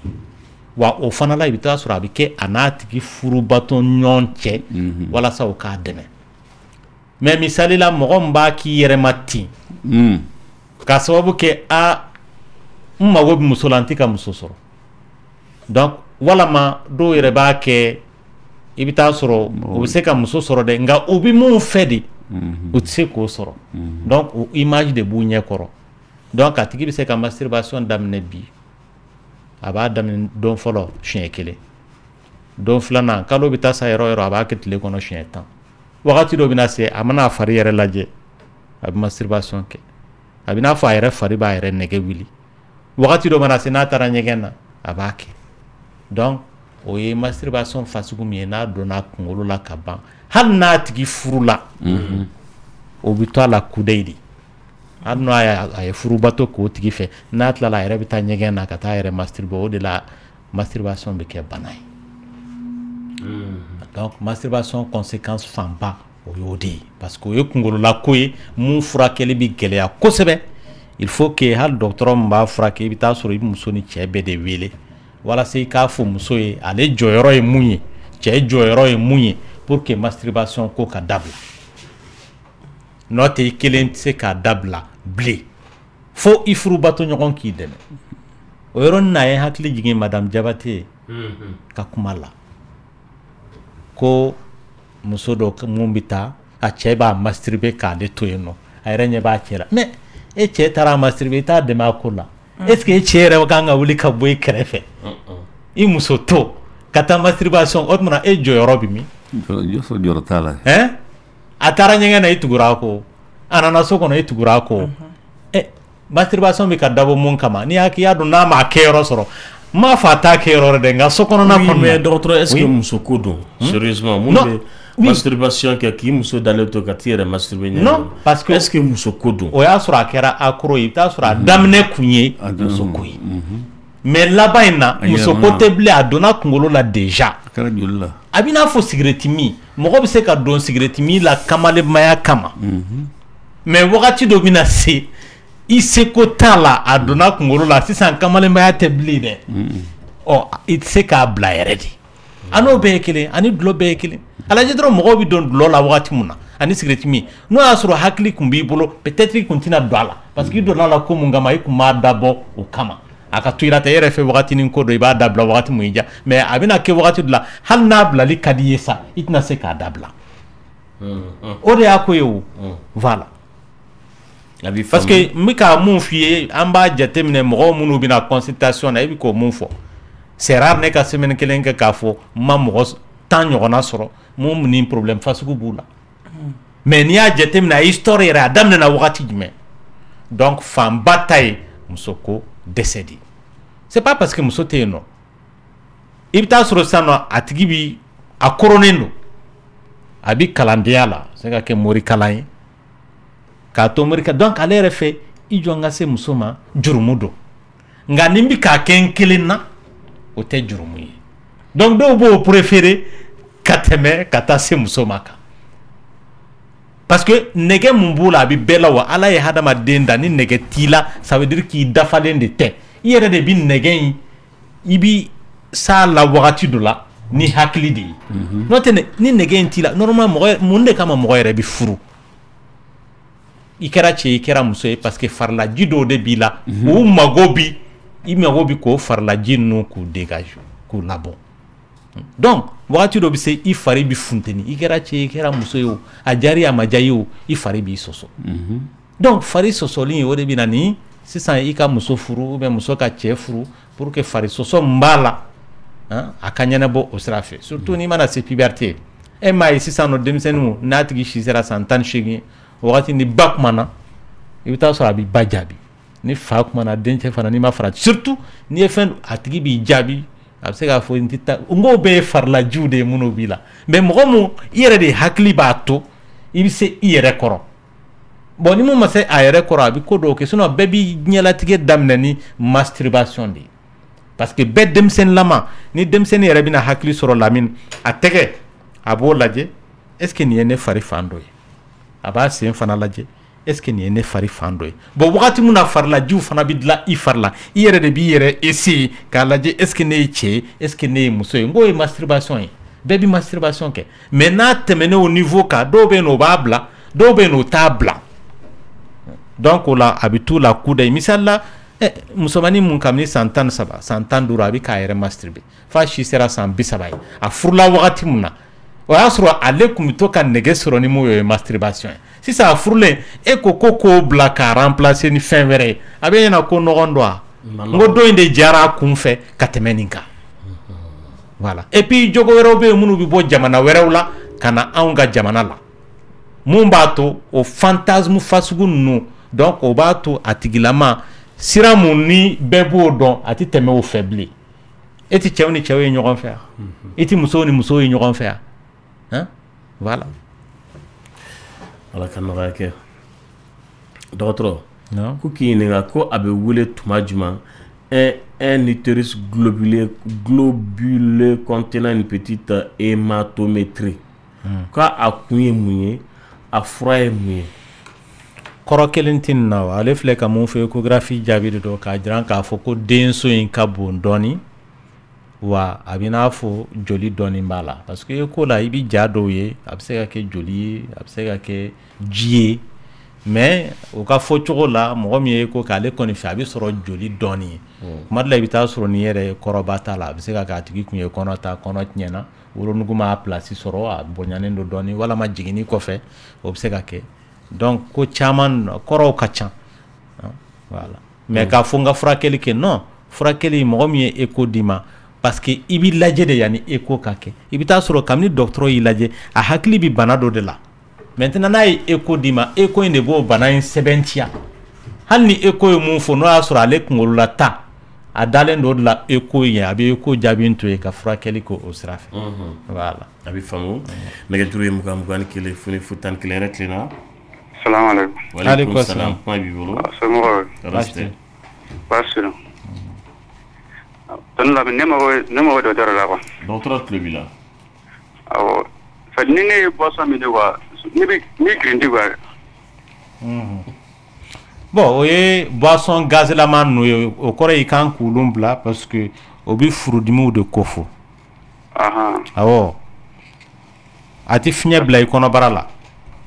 Bon a tɛ foyi kɛ n kɔnɔbara la mais ne kɔni ye boisson min dɔrɔn a kɔni bɛ girinti. Donc o kɔrɔ i kan k'o boisson fasugu to yen i ka boisson min gazi ti minnu la. Awɔ. Dɔgɔtɔrɔ est ce que mɔgɔ bɛ yen ni i ye boisson gazeuse ninnu min ko i ma girinti. A mɔgɔ bɛ yen i b'a min i tɛ ne b'a min ne tɛ girinti. Mais est ce que min cogo fana tɛ. E b'a savourer ani dɔw b'a glɔ glɔ glɔ glɔ glɔ. Non i b'a min en douceur ne bɛ boisson min i bɛ taa sɔrɔ ni ne y'a daminɛ yan misali la fo ka taa se n ka so a ti ban. A ti ban ani n'an y'a minɛ dɔrɔn jifilɛ ɲɛ kelen. Voilà et puis boisson fana n'i b'a min i k'a min fɛn kan parce que dumuni fɛn dɔw bɛ yen nɔ Lamini n'i m'o kɛ fɛn kan o b'i kɔnɔbara kɛ fiɲɛ de ye boisson filɛ i b'a min fɛn dɔ de kan sinon kɔnɔbara bɛ kɛ fiɲɛ ye i bɛ hakɛ to yen ni mɔgɔ bɛ fɛ ka kɛ bocila ŋaɲa ye par exemple e ka kɛ boisson min na ŋana ye bani kɔngɔ b'i la o kɔngɔ t'i la o boisson gazlama ninnu ou bien chewing-gum ɲimi ba ou bien buru ɲimi ba salati ni tamati salati ninnu tamati ni salati tamati ye mun awɔ dɔw tɛ tamati ta k'a kɛ salati tamati ya ok d'accord ka tamati caman tigɛ tigɛ k'a kɛ salati ale ni nɔnɔ nɔnɔma fɛnw i n'a fɔ lait caillé ninnu ale ni nɔnɔ yɛrɛ nɔnɔ minnu kumunen don voilà hali minnu ma kumu i n'a fɔ les produits laitiers nɔnɔma fɛnw ani sɔ donc ni mɔgɔ min bɛ fɛ ka kɛ bocila ŋana ye i bɛ hakɛ to yen i bɛ nin fɛn ninnu de dun man nɔgɔ surtout mɔgɔw minnu b'a dun su fɛ k'u da sangi kɔrɔ en plus Lamini n'Ala sɔnna fenêtre datugulen ala ka hɛrɛ ka ɲi an bɛ duman dɔɔni lamɛn baasi tɛ dia kunte dia nyana desi bali hijali le duanye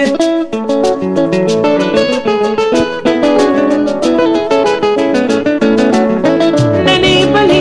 aja hijali le duanye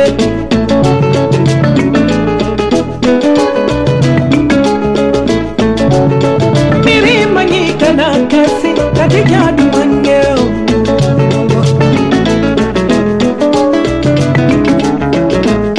Delegate bambolo, delegate banyamate banna hajakana. Usulante bambolo, usulan kasadumate banna hajabano. Bongalire te bambolo, bongalire kasadumate banna jidakono. Sambara te bambolo, talongera mate banna hajabano. Dipir te bambolo, dipir kompile te banna hajakana.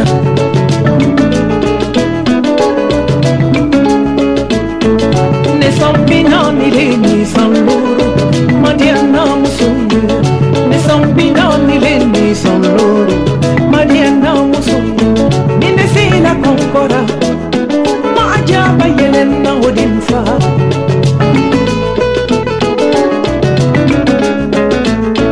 Usulante babara, usulante sadumate banna ajabara. Bongalire te baboro, bongalire kasadumate banna jidako. Sambara de babolo, talongena mate banna ajabu. Alors ça va? On a fini mamala dia kacha. Alors ça va? On a fini mamala dia kachanga. Solo mondial.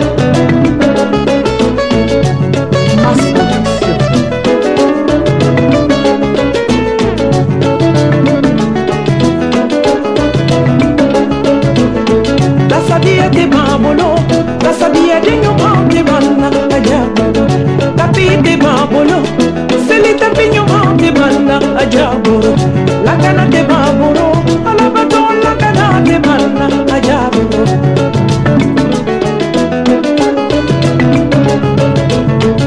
Ne sambina ni le ni samboro, mandiana musundu. Ne sambina ni le ni samboro, mandiana musundu. Nina sila kumbora, na jaba yelenda odinfora.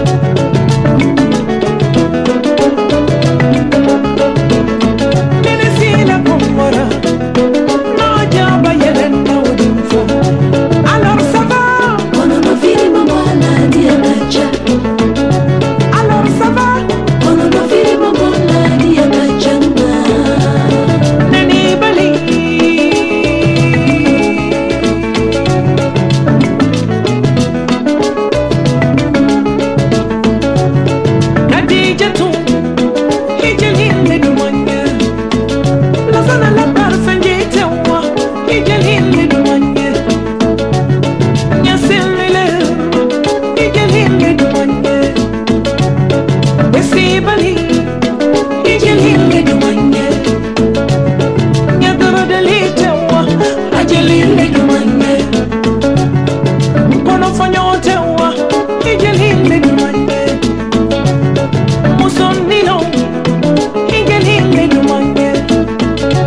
Alors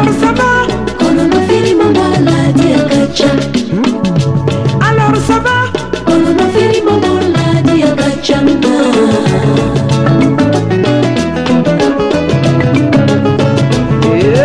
Yele mata, yele mata, yele mata.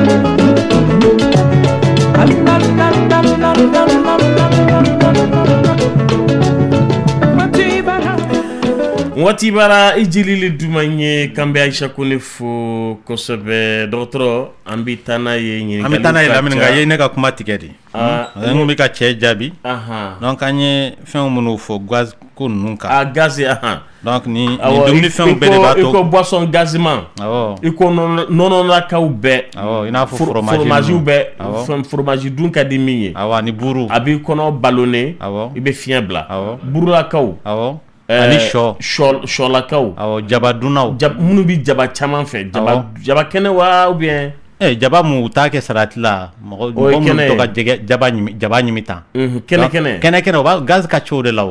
awo donc olu fana be fiɲɛ bila awo o to ye n'ala sɔnna nɛgɛjuru ye 21 1 funifu 11 radio clé do voix du cœur dɔgɔtɔrɔ tulo b'i la retlena allo Mansu kuma b'i bolo dɔgɔtɔrɔ tulo b'i la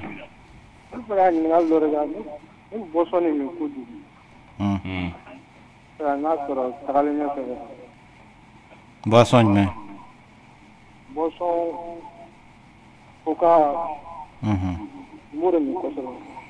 sukoro ka ca ale la bon n'i b'a min a bɛ se ka kɛ sababu ye k'i bonya donc fɛn fɛn dun sukoro b'a la a bɛ kɛ sababu ye ka diabète fana bila i la ni diabète ye mɔgɔ minɛ kurusi jala fan fɛ o fana bɛ fɛgɛya a bɛ se ka impuissance bila mɔgɔ la dɔgɔtɔrɔ e ko mun bɛ impuissance se mɔgɔ ma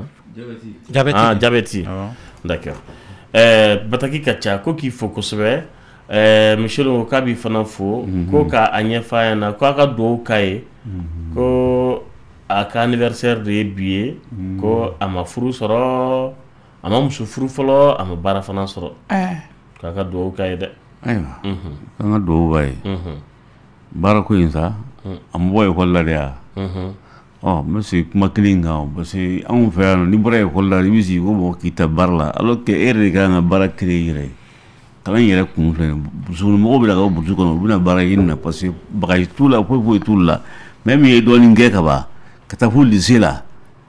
i kan ka se ka fɛn dɔ ɲini k'o karaba k'o k'i yɛrɛ ye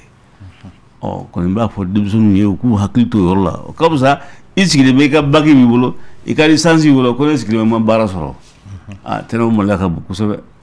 i b'i hakili baara de ko bɛɛ diɲɛ ko o ko o ye hakili de ye m'a fɔ yan o don kabini min ye fɛn in dilan a tɔgɔ chargeur dilan sabara la sigi de y'a miiri ten o chargeur nin a b'a don sabara a bɛ boli n'a ye dɔrɔn a b'a ka fɛnw dɔ la a b'a charger a b'a ka téléphone charger n'a ye sisan gouvernement yɛrɛ filɛ k'a dɛmɛ ko bɛɛ diɲɛ ko o ko bɛɛ ye hakili ye ala yɛrɛ ko k'a bɛ kuma hakilitigiw de fɛ a ye hakili d'an ma de an ka baara de donc kɔni n ka dugawu b'a ye n'ala sɔnna ala ka baara ko nɔgɔya ka muso furu wari fana sɔrɔ dɔgɔtɔrɔ ko k'a f'i ɲɛna ko ni ale ka kalo labɔ bɛna ale dɔgɔkun kelen dɔgɔkun fila k'ale sinw de bɛ minɛ ka giriya k'u bɛ digi a la dɔɔnin fana a ko n'a y'a surtout que n'a y'a ka soutien de gorge nin bɔ a ko mais fana ko ni a ka o wagatiw fana tɛmɛna ko dimi t'a kan tuguni ko yala ko o ye kojugu ye wa k'ale bɛ san 24 a ma furu kɛ fɔlɔ den t'a fɛ voilà o ye i n'a fɔ gangi kɔnɔdimi bɛ cogoya min na gangi sin dimi fana bɛ yen o donc a tigi sin b'a dimi ni laada n'a kuma surunyana n'a tɛmɛna a bɛ lafiya parce que hormone min b'a to kɔnɔdimi b'a tigi sɔrɔ o hormone kelenw de b'a to sin dimi fana b'a tigi lama sɔrɔ bon maa dɔw bɛ i bɛ taa sɔrɔ sin dimi yɛrɛ gansan tɛ i bɛ taa sɔrɔ fari bɛɛ de bɛ funu surtout sen ninnu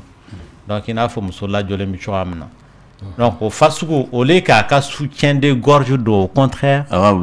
o de kan ka non o man ka bila o yɛrɛ de kan ka don parce que wagati la tension bɛ sin na a mago bɛ fɛn mun na pour que k'a lafiya o ye soutien de gorge de ye be magamagali fana sin na o b'a tigi tɔɔrɔ kosɛbɛ parce que a sensibilité ka bon a bɛ k'a tigi la dimi o wagati la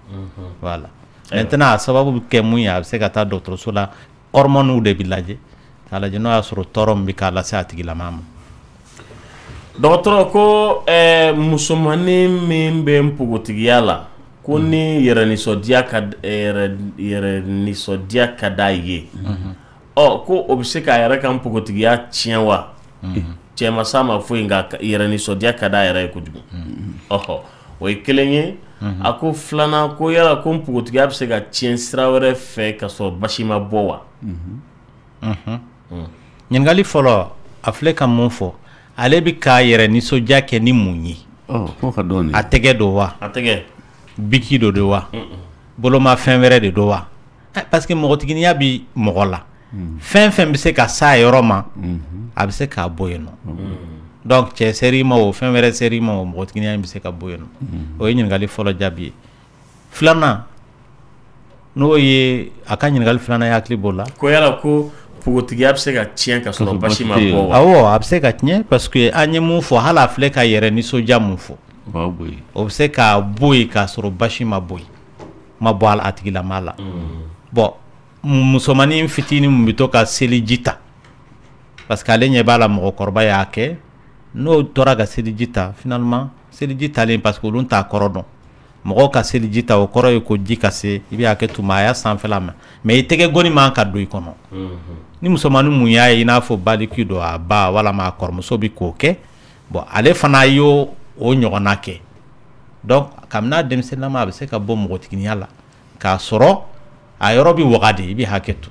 Voilà donc a tigi bɛ se ka furubato kɛ donc k'a sɔrɔ joli ma bɔ. Donc a bɛ fɔ ko a tigi ti mɔgɔtigiya la. Alors qu'anw fɛ yan n'i ko ko mɔgɔ ti mɔgɔtigiya la,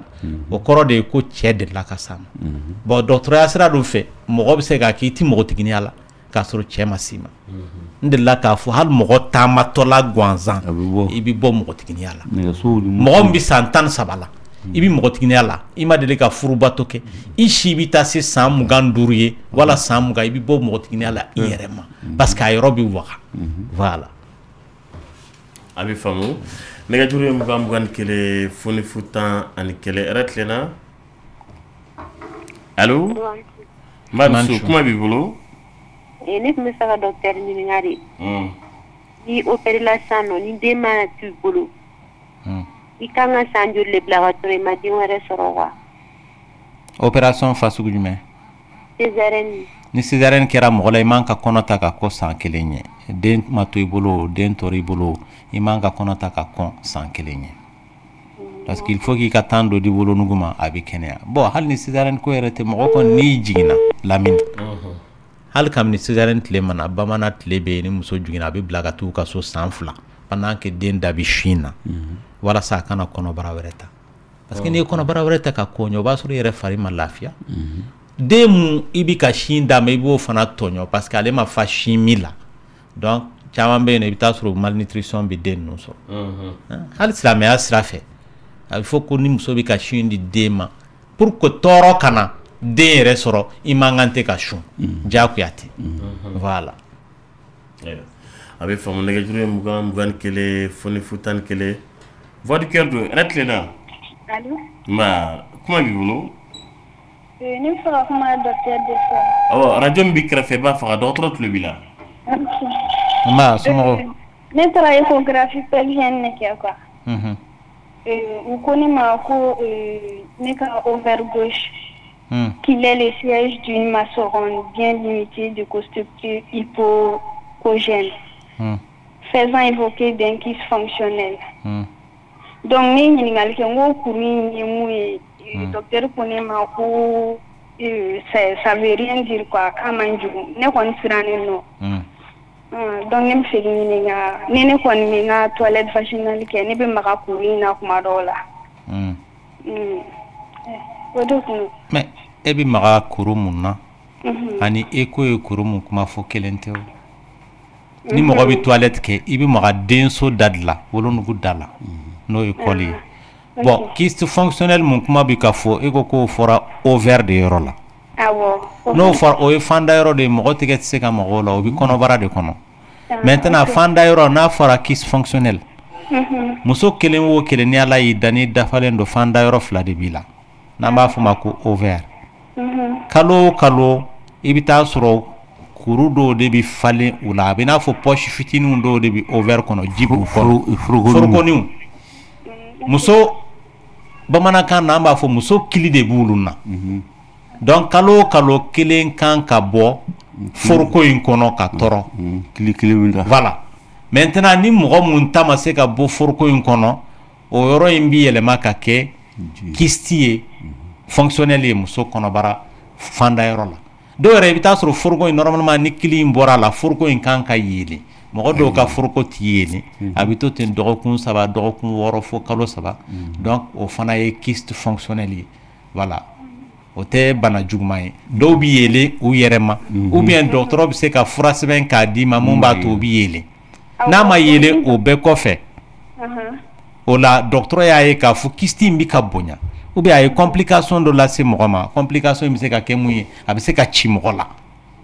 donc ka tɔɔrɔ lase a tigi ma ka joli jigin a tigi kɔnɔ walama dɔw bɛ se ka tɔnɔmi u bonyani fɛ u bɛ se ka fan da yɔrɔ tɔnɔmi walama dɔw bɛ se ka bayɛlɛma donc ka kɛ kuru fasugu wɛrɛw ye dɔgɔtɔrɔ bɛ siran cancer ye o fanfɛla la walama nɛn bɛ se ka don dɔw la o la dɔgɔtɔrɔ b'a fɔ i ka opérer a kama voilà sinon kiss fonctionnel muso tɛ se k'i ka hadamadenya kɛ k'a m'i sɔrɔ o voilà wa a bɛ tɛmɛ a yɛrɛ ma k'a sɔrɔ kuma dɔ la e yɛrɛ ma bɔ a kalama k'a fɔ kisti yɛrɛ b'i la n'a ma k'i ye échographie kɛ voilà dɔgɔtɔrɔ non ayiwa ko k'i ɲininka vergeture sansiri ko mun de bɛ sansiri ban pewu ko fɛn jumɛn de bɛ sansiri ban pewu a bɛ taa dermatologue fɛ yen nɔ sansiri bɛ ban de awɔ sansiri bɛ se ka ban sansiri kelen kelen nin awɔ ni tulu y'a s'i ma dun bon ni tulu y'a s'i ma nɛgɛ de bɛ nɛgɛ tigɛ i bɛ taa sɔrɔ tulu ninnu bɛ bila tulu wɛrɛ de bɛ sɛbɛn ka d'i ma nka dɔw yɛrɛ de ti jɛ tulu ninnu kɔ parce que tulu in b'i n'a fɔ mɔgɔ min ye sigirɛti minna ye walama dulɔ min na wagati min na dɔgɔtɔrɔ b'a fɔ i k'i ka tulu in bila mun bɛ to k'i jɛ o la i bɛ taa sɔrɔ a bɛ tulu minnu sɛbɛn k'a d'i ma olu b'i fari fiɲɛ o ti bɛn dɔw ma jango wagati min na i bɛ k'a bila fari bɛ karan karan kuma dɔ la a bɛ kɛ i n'a fɔ waranikala fari donc dɔw ti ja ko u bɛ tila ka continuer alors que n'i continuera a fɛ wagati dɔ bɛ na se fɛn mun bɛ i fari la a bɛɛ de bɛ ban n'o mun b'i k'i protéger parce que ala y'an da vous savez que n'i y'a jateminɛ Lamine diɲɛlatigɛ in yɛrɛ dacogo hadamaden n'a ka hakili bɛɛ i b'a dɔn k'a fɔ maa mun ye diɲɛ in da ale de bɛ se ko bɛɛ la i m'a ye i bɛ taa a fɔra an bɛɛ bɔra yɔrɔ kelen mais i bɛ taa sɔrɔ ala kan bɛ ka dɔw bila yɔrɔw la yɔrɔ minnu ye yɔrɔ sumalenw ye ka fɛn dɔ k'u fari la pour que sumaya in kana tɔɔrɔ las'u ma a ye dɔw bila tilema yɔrɔ la k'olu fana fari kɛ farafinw ye walasa tile mun bɛ ka bɔ o kana tɔɔrɔ las'u ma donc si man ka taa si ka yɔrɔ la si man ka si ka fɛn kɛ n'i bɛ produit kɛ sisan par exemple i bɛ sumama yɔrɔ la a man jugu i ma ka tɛmɛ mɔgɔ min bɛ k'a kɛ funtɛnima yɔrɔ kan bon maintenant mɔgɔ jɛman nɛnɛ tɛ fɛn k'o la mais mɔgɔ finman nɛnɛ b'o faga mɔgɔ jɛman fana funtɛni de tɛ ku o la alors que funtɛni fana bɛ ku mɔgɔ finman na ala kɛn bɛ ka fɛn dɔ de k'an golo la n'an b'a fɔ a ma mélanine o de b'an protéger hali n'i y'a ye cancer de la peau tɛ farafin minɛ o de don maintenant i bɛ yɔrɔ min na yan nɔ n'i ye o fɛn ninnu kɛ produit ninnu kɛ donc cancer de la peau b'i minɛ o ka bɔ a la n'i y'o kɛ wagati dɔ bɛ se fɛn fɛn bɛ dilan i fari la n'o ye mélanine ye n'a bɛɛ banna tu sais que i fari bɛ minɛ ka chauffer Lamine hali ni kirinan de kiri la kana dan fura ma dɛ morphinique o kirinan mana k'i la ni kirinan y'i bila dɔrɔn fari a tɔgɔ ye fari funtɛni bɛ tila ka wuli tuguni donc i tɛ se k'i sigi a bɛ n'a fɔ mɔgɔ mun sigilen don tasuma kɔnɔ i b'i ka jeni donc a bɛ fɛn dɔw wuli mɔgɔ la parce que mɔgɔ ta kaba ka furakɛyɔrɔ la n'o tɛ i b'a conséquence ye i yɛrɛ b'a dabila en réalité mɔgɔ dɔw fari bɛ tobi a bɛ n'a fɔ n'i y'a tigi ta k'a su jikalan na 100 degré i bɛ hakili to e hakili b'a la wagati dɔ la ko Michael Jackson ka docteur de kɛra a sababu ye tout ça la faux jugement kɛra bɛɛ y'o mɛn o c'est parce que ale bɛ produit de min wagati dɔ sera produit yɛrɛ donna a fari la a ye dimi calmer la fasugu bɛɛ de ta fo ka taa se kirinnaw ma donc a tɔ nana kɛ hali o yɛrɛ tɛ se ka dimi da bilen n'o dun sera mɔgɔ tɛ se k'i si kɛ kirinnan kɔrɔ o dɔgɔtɔrɔ n bɛ fɛ ka min faamu donc a y'a fari jɛli min kɛ nin ye o dimi de tun b'a kan wa bien sûr non dimi t'a kan a y'a fari jɛli kɛ parce que n bɛ fɛ ka kɛ mɔgɔ jɛman ye maintenant a tun bɛ dimi fura ta mun na farafin de don non dimi fura in n'i mana produit fɛn min b'a to dimi t'i fari sɔrɔ parce que produit nin ale de bɛ dimi bila mɔgɔ la le fait que mun de kama dimi t'anw sɔrɔ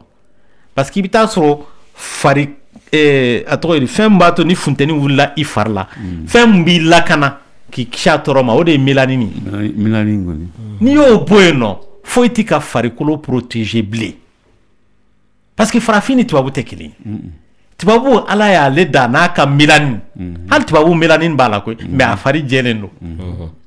farafin fana mélanine b'a la mais farafin finnen don mais mun bɛ ku farafin na o tɛ ku tubabu la bon ni e ye farafin ye i ta in boy ka sɔn ka bɔ fari bi se wagati la hal melani muna kun b'a dilan k'i la kana o ti dilan bilen an bɛ dɛsɛ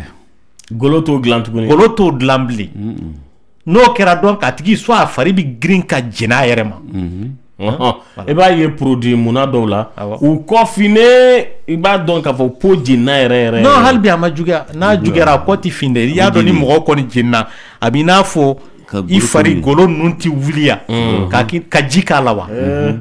donc i fari bɛɛ bi kɛ ten an b'a fɔ a ma ko syndrome de Lyell donc n'o au stade sera donc vraiment a furakɛli bi gɛlɛya kosɛbɛ donc dimi b'a tigi kan a b'i n'a fɔ n'i y'a bila siyo la i y'a dɔn ji wililen n'i bɛ ka te wuli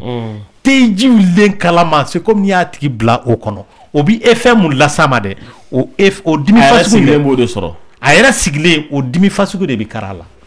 o de tun ye Michael ka fura tali ye donc n'i ma fura ta i tɛ se k'i sigi ti se o donc wagati dɔ bɛ se i bi ka fura drogue fɛn fɛn ta a ti mago ɲɛ f'i ka kirinan de utiliser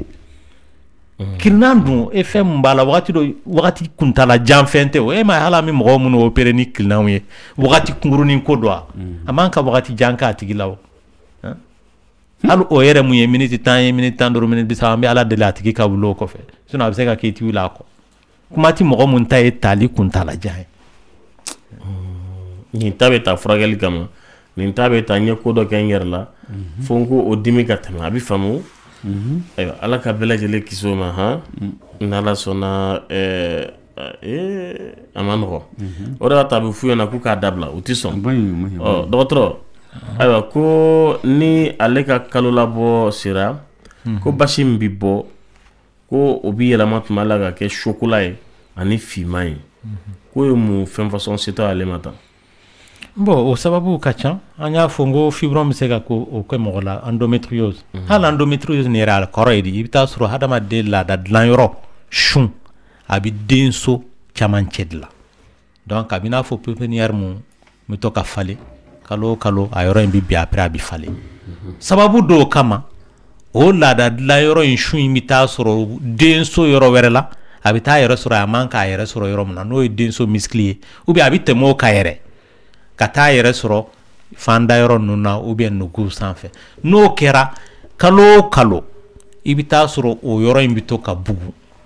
n'o bugura donc o bɛ laada in ɲɛ kɛ finman ye dɔw ta jolikuru bɛ bɔ a la dɔw ta fana dimi gɛlɛn de bɛ k'u la n'o y'a sɔrɔ laada wagatiw sera wa a bana y'an bɛ siran ye ka tɛmɛ fibrome kan parce que a bɛ maa ka denko gɛlɛya a bɛ problème mun lase mɔgɔ ma dimi kama fana o de kama a ka jugu fibrome ye parce que fibrome n'a bɔra o y'a bannen wa fibrome yɛrɛ bɛ se ka kɛ mɔgɔ la a tɛ dimi k'i la a tɛ denko problème las'i ma mais n'ale bɛ mɔgɔ la a bɛ denko problème las'i ma dɔw yɛrɛ dimi kama hali n'u ma deli ka den sɔrɔ denso bɛ bɔ yen nɔ a kama ou bien fanda yɔrɔ bɔ yen nɔ dimi kama bon dɔw ta i bɛ taa sɔrɔ a bɛ se ka kɛ kuru falen n'o fanda yɔrɔw la olu fana bɛ se ka kɛ a tigilama la voilà dɔgɔtɔrɔ ala ka dɛmɛ kɛ ko k'i ɲininka an ka an balimaw ta fana nɛgɛjuru ye 21 foni 11 yɛrɛ tilenna allo ayiwa dɔgɔtɔrɔ ko tiɲɛ don ko i bɛ se ka garisɛgɛ sɔrɔ kɛ i to denmisɛnninya kɔnɔ wa o jaabira awɔ o bɛ se ka kɛ o bɛ se ka kɛ ko parce que ko muso bɛɛ tɛ basi bɔ n balimamuso de bɛ ka ɲininkali kɛ ko muso bɛɛ tɛ basi bɔ o kɔrɔ ye npogotiginin ninnu npogotigiya la kɔɲɔso kɔnɔ a bɛɛ tɛ basi bɔ i ma caman bɛ problème sɔrɔ u n'u cɛw i ma kali ne ye k'a fɔ k'e ye denmisɛnnin de ye ne dun ma basi ye awɔ o yɔrɔnin ni an ma ɲɔgɔn faamuya kan parce que ni mɔgɔw y'a faamuya k'a fɔ n bi mɔgɔtigiya la kɔrɔ de ye cɛ ma deli ka se n ma kɛlɛ tɛna ye o ayi mais cɛ dɔw ko fɔ u ka jeli de y'u ɲa lamɛn mais joli bi ye maa mun na o ye muso geren de ye an b'a f'u ma muso e bɛ taa muso furu san 18 san 20 san 30 e ko joli ka est ce que o tigi fari a n'a fari kun bi san 13 la wagati mun na o est ce que kelen don i bɛ hakɛ to mɔgɔtigiya yɛrɛ ye mun ye i bɛ taa sɔrɔ hymen yɛrɛ ye a bɛ n'a fɔ tuban an b'a wele ko tuban a dilan bɛ solo la mais kolo mɛrɛnin don quoi bon kolo tɛ mais a b'a fɔ ten kolo mɛrɛ ale kari ka di a ka fɛgɛn kojugu kari ka di maintenant a yɔrɔnin ka fɛgɛn a bonya tɛ tɛmɛ centimètre 1 bɔɲɔgɔn kan mais ni mɔgɔ i denmisɛnninlama i bɛ taa sɔrɔ a yɔrɔ kolo ka gɛlɛn fili bi ka kɛ bali ku ye ka taa fɛ a bɛ magaya a bɛ fɛgɛya hali n'o y'a sɔrɔ a ma fara i bɛ taa sɔrɔ a yɔrɔnin yoba ka di furubato bɛ se ka kɛ a tigi fɛ k'a sɔrɔ joli ma bɔ fɔlɔ fɛ joli bɛ bɔ mun de kama le fait que i denmisɛnninlama don a yɔrɔ in jalen don est ce que denmisɛnnin san 13 e ka maga a tigi golo la muso don o b'a sɔrɔ a golo yɛrɛ tɛ cɛ golo ye koyi muso golo tɛ koyi n ko cɛ golo don mais a tigi mana san 20 sɔrɔ e ka maga a golo la i k'a lajɛ o wagati la muso hormone minnu b'a la a fari bɛ kɛ muso fari o wagati de la a fari bɛ manamana ainsi de suite e ma ye hali fɔlɔ fɛ cɛw mana musow furu kɔnɔbolisiyɛn ninnu tun bɛ di musow ma pourquoi parce que a caman bɛ yen nɔ i kelen tɛ s'u la koyi mais sisan a tigi san mana san 30 sɔrɔ e tɛ s'a la cogoya jumɛn na o y'a sɔrɔ déjà a tigi fari a fusana hali sisan olu bɛ yen nɔ burusi kɔnɔna la o baarakɛdenw minnu bɛ to ka na i bɛ taa sɔrɔ sisan nɔ san 13 cɛmannin san 14 a bɛ tɛlɛ da la ka dun tɛlɛ yɛrɛ wa a bɛ tɛlɛ da la kɛ ala ka yɛrɛ ka ye nɛgɛjuru ye fugan ni kelen fudi futan kelen yɛrɛ tilenna oui kuma b'i bolo John John do ale n'an tɛ fan kelen fɛ dɔgɔtɔrɔ ko ale muso garisɛgɛlen don ko sugunɛkɛ b'o la ko barika ka bon ko wa ko sugunɛ kasa bɛ bɔ ko ye bɛ se ka kɛ mun de ye ko sugunɛ kasa bɛ bɔ a banna ko a bɛ taa sugunɛ kɛ kojugu bon sugunɛ kɛ kojugu in kɔni kɔrɔ bɛ se ka kɛ ni infection b'a tigi la ni infection bɛ sugunɛbara banakisɛw bɛ yen nɔ o bɛ sugunɛ misɛnmanin kɛ bila a tigilama la mais n'a kasa in bɛ bɔ kasa bɔli in fana bɛ se ka kɛ infection ye a bɛ se ka kɛ a tigi bɛ furaw minnu dun ou bien a bɛ jimafɛnw minnu min ou bien dumunifɛnw parce que sugunɛ in fana ye fɛn dɔ de bayɛlɛmanen ye ka kɛ sugunɛ ye donc i bɛ fɛn fɛn consommer o bɛ se ka taa bɔ sugunɛ bɔyɔrɔ la o b'o yɔrɔ in couleur changer furaw bɛ yen nɔ mun y'a ta ou bien a b'a couleur changer ou bien a bɛ kasa k'a la donc i bɛ taa sɔrɔ hali banabaatɔ caman bɛ yen nɔ fura fasugu dɔ bɛ yen n'an b'a d'u ma an b'a f'u ye ayiwa i ja kana tigɛ hɛn n'i taara i bɛ taa sɔrɔ a fura dɔw bɛ kɛ ɲɛ yɛrɛ de la Lamine fura tɔni fitini a bɛ kɛ ɲɛ la mais a tigi b'u tile 2 de kɛ a bɛ sugunɛ nɛrɛmuguman de kɛ donc an bɛ ɲɛfɔli k'a ye k'a fɔ a ja kana tigɛ n'o tɛ n'a taara n'a ye sugunɛ kɛ a y'a ye nin bɛɛ ye nɛrɛmuguman ye a y'u boli ka ne yɔrɔ la k'a fɔ bana jugu dɔ ye ne sɔrɔ bon fura dɔw fana bɛ yen n'olu sugunɛ kɛ bilenman ye dɔw b'a kɛ chocolat ye bon dumunifɛnw fana bɛ yen minnu b'o kɛ fɛn min b'a to sugunɛ bɛ jɛya le fait que mɔgɔ bɛ ji caman min sinon toujours sugunɛ yɛrɛ ne ko n ka couleur tɛ jɛman ye o jɛman tɛ voilà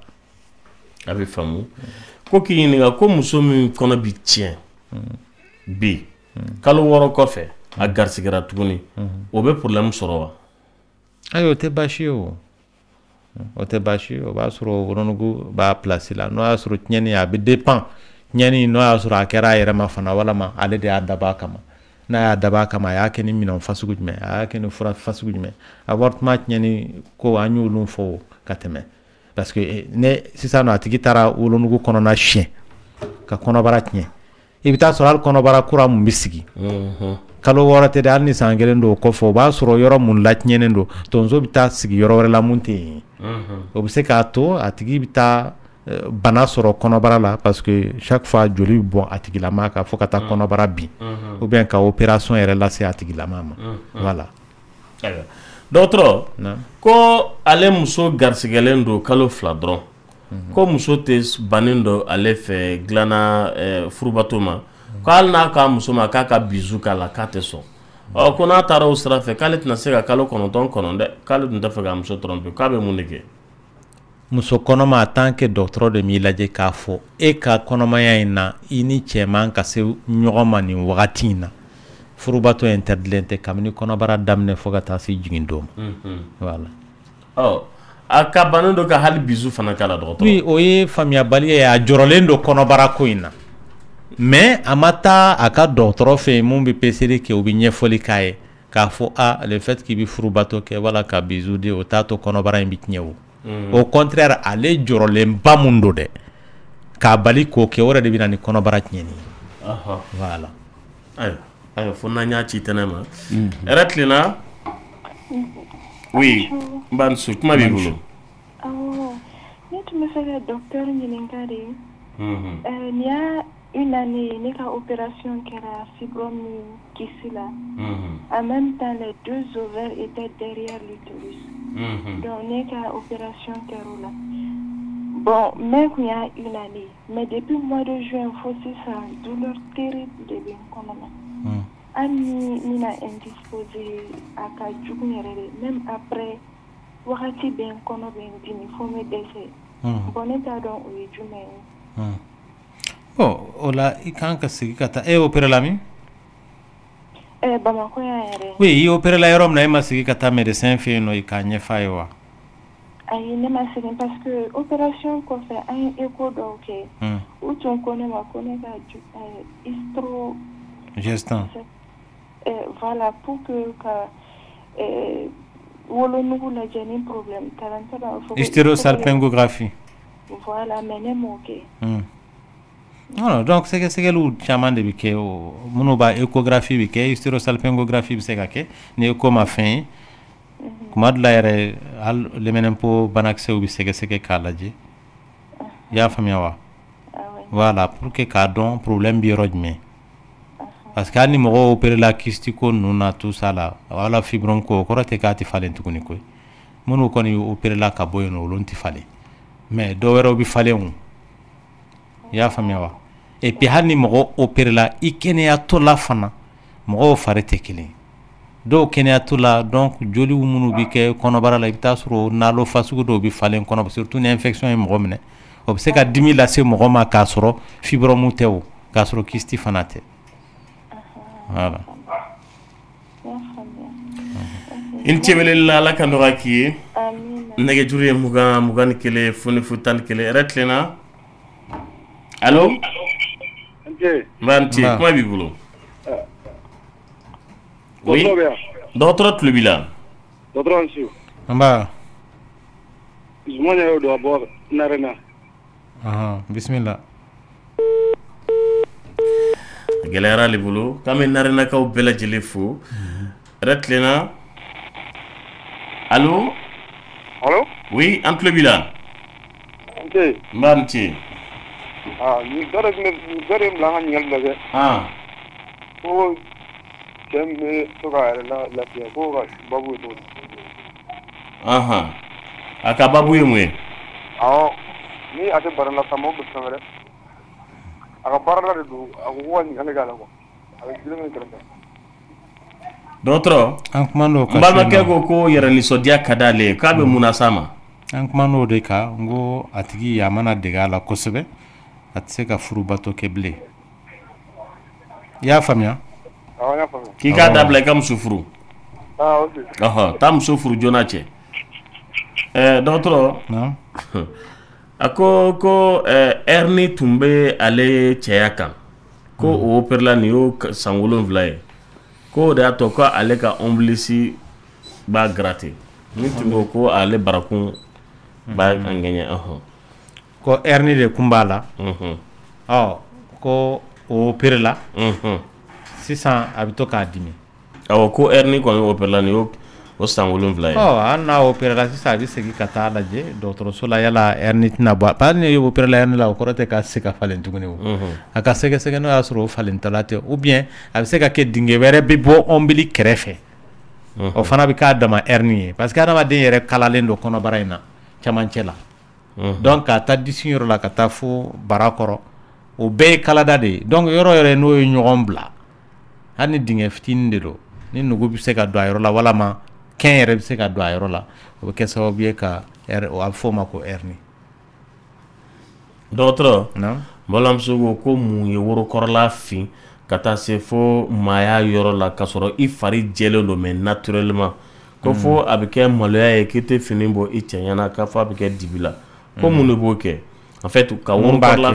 ka fin kata fo maya yoro la kasoro iti produit mu fo idenkele ka fo abike maloya e atiki ma famu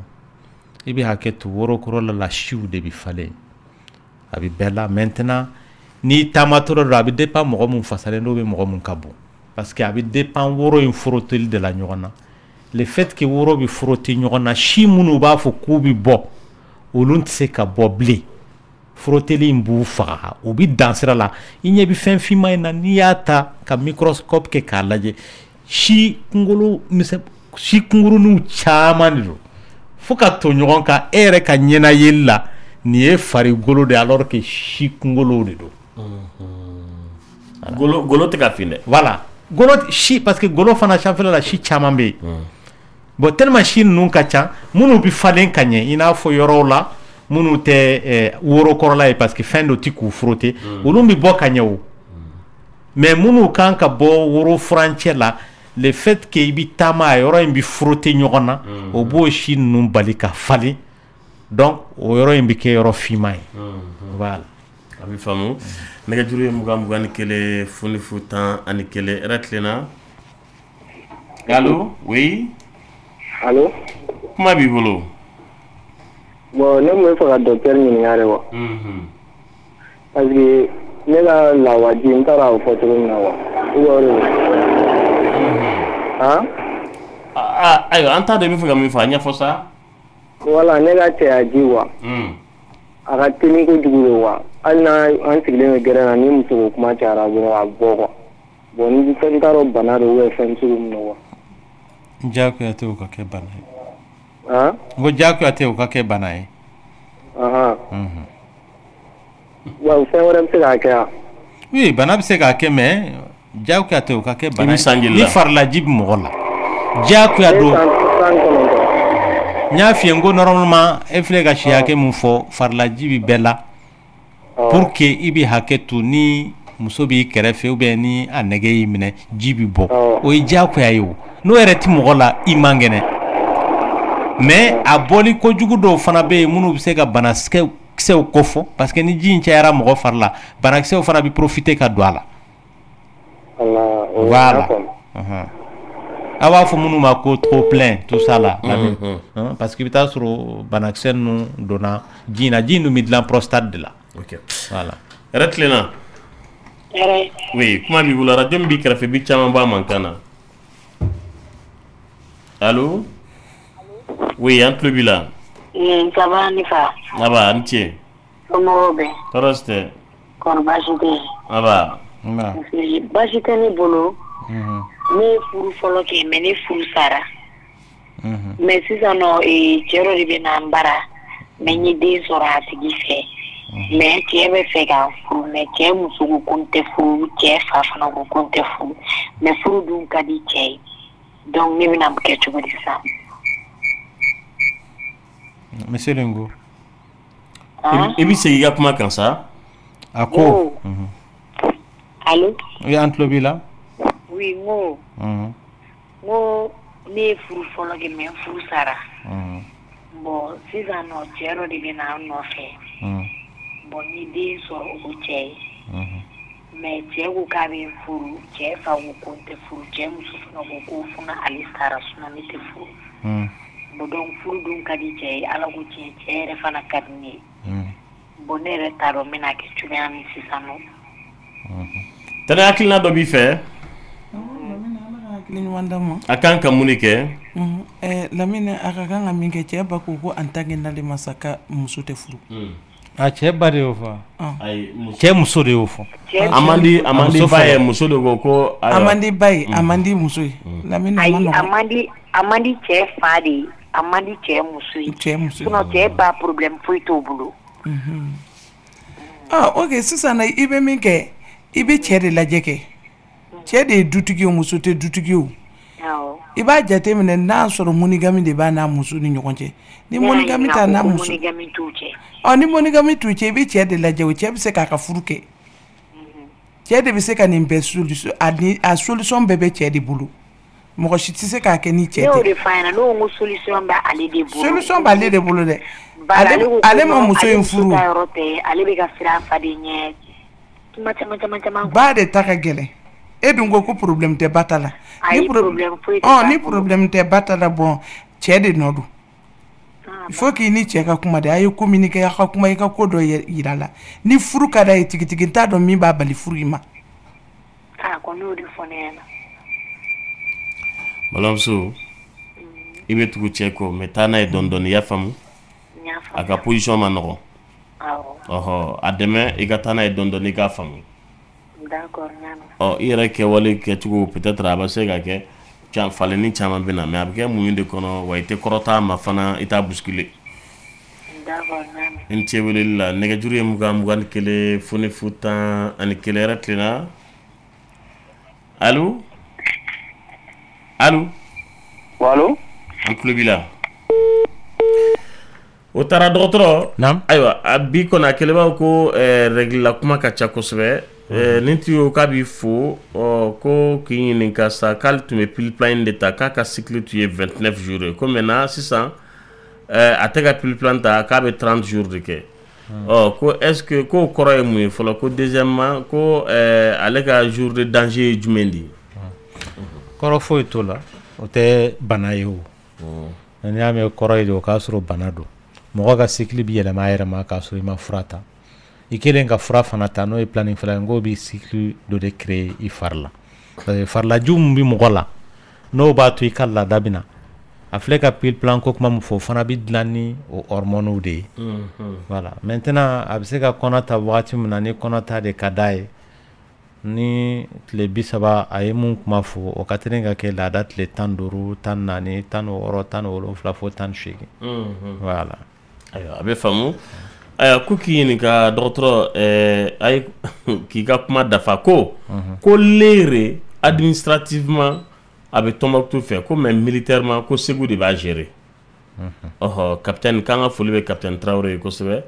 ko o faranfasiya ko diyara n ye merci ko quelle est la durée de validité du interni ko interni a kan ka to farikolo la ko ne yɛrɛ hakili la i bɛ ka tubabukan de fɔ jaa i bɛ ka bamanankan de fɔ a ye tubabukan de fɔ a daminɛ la sa kɛ dɔgɔtɔrɔ interni ye planning mun bɛ don denso la fasugu ka ca interni ye jurunin min mun na o ye san 5 de ye voilà a bɛ se ka tɛmɛ o kan dɛ nka infection ɲɛsiranya kama dɔgɔtɔrɔ b'a kɛ mɔgɔ la ka dan o ma voilà sinon dɔw bɛ yen u bɛ se ka taa fo san 13 dɔgɔtɔrɔ ko gynécologue b'a fɔ musolakaw ye k'u ka toilette intime ko in ko k'u sen bɔ a la ko a kun ye mun de ye toilette intime ko n'a kɛra o a bɛ tiɲɛni de se mɔgɔ ma ni dɔgɔtɔrɔw b'a fɔ surtout gynécologue b'a fɔ ko k'u sen bɔ a la wa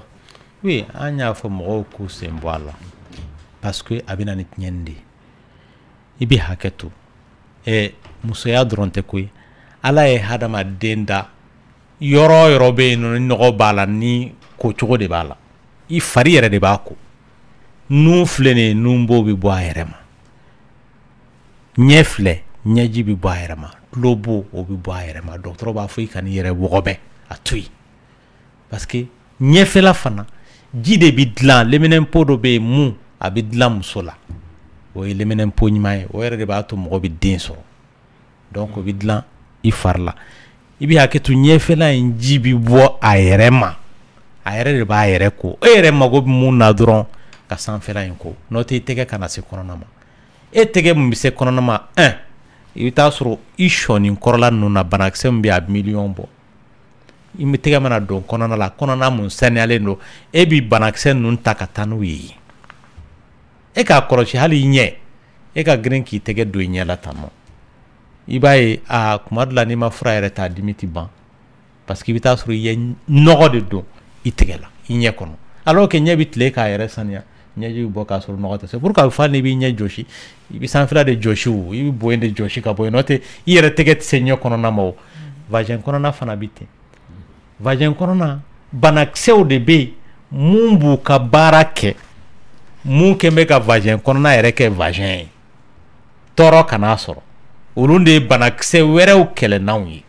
ni e mana toilette kɛ i b'olu banakisɛ ninnu gɛn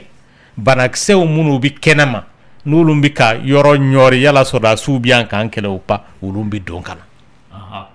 parce que toilette kɛla vagin toilette a bɛ k'a yɛrɛ ma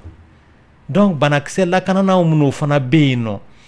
olu bɛ i dɛmɛ de i fari delen b'olu na déjà o tɛ foyi k'i fari la maintenant olu bɛ yen nɔ a bɛ n'a fɔ Lamine e ka jardin i ka mangoro tu b'i bolo i kɛn bɛ ka grillage électrique dɔ ko k'a entourer pour que zon kana don maintenant tant que o grillage in bɛ yen nɔ zon ti don maintenant ni don min na i y'a bɔ yen nɔ zon bi don ka tiɲɛni kɛ donc banakisɛ ninnu bɛ ɲɔgɔn na o cogo de la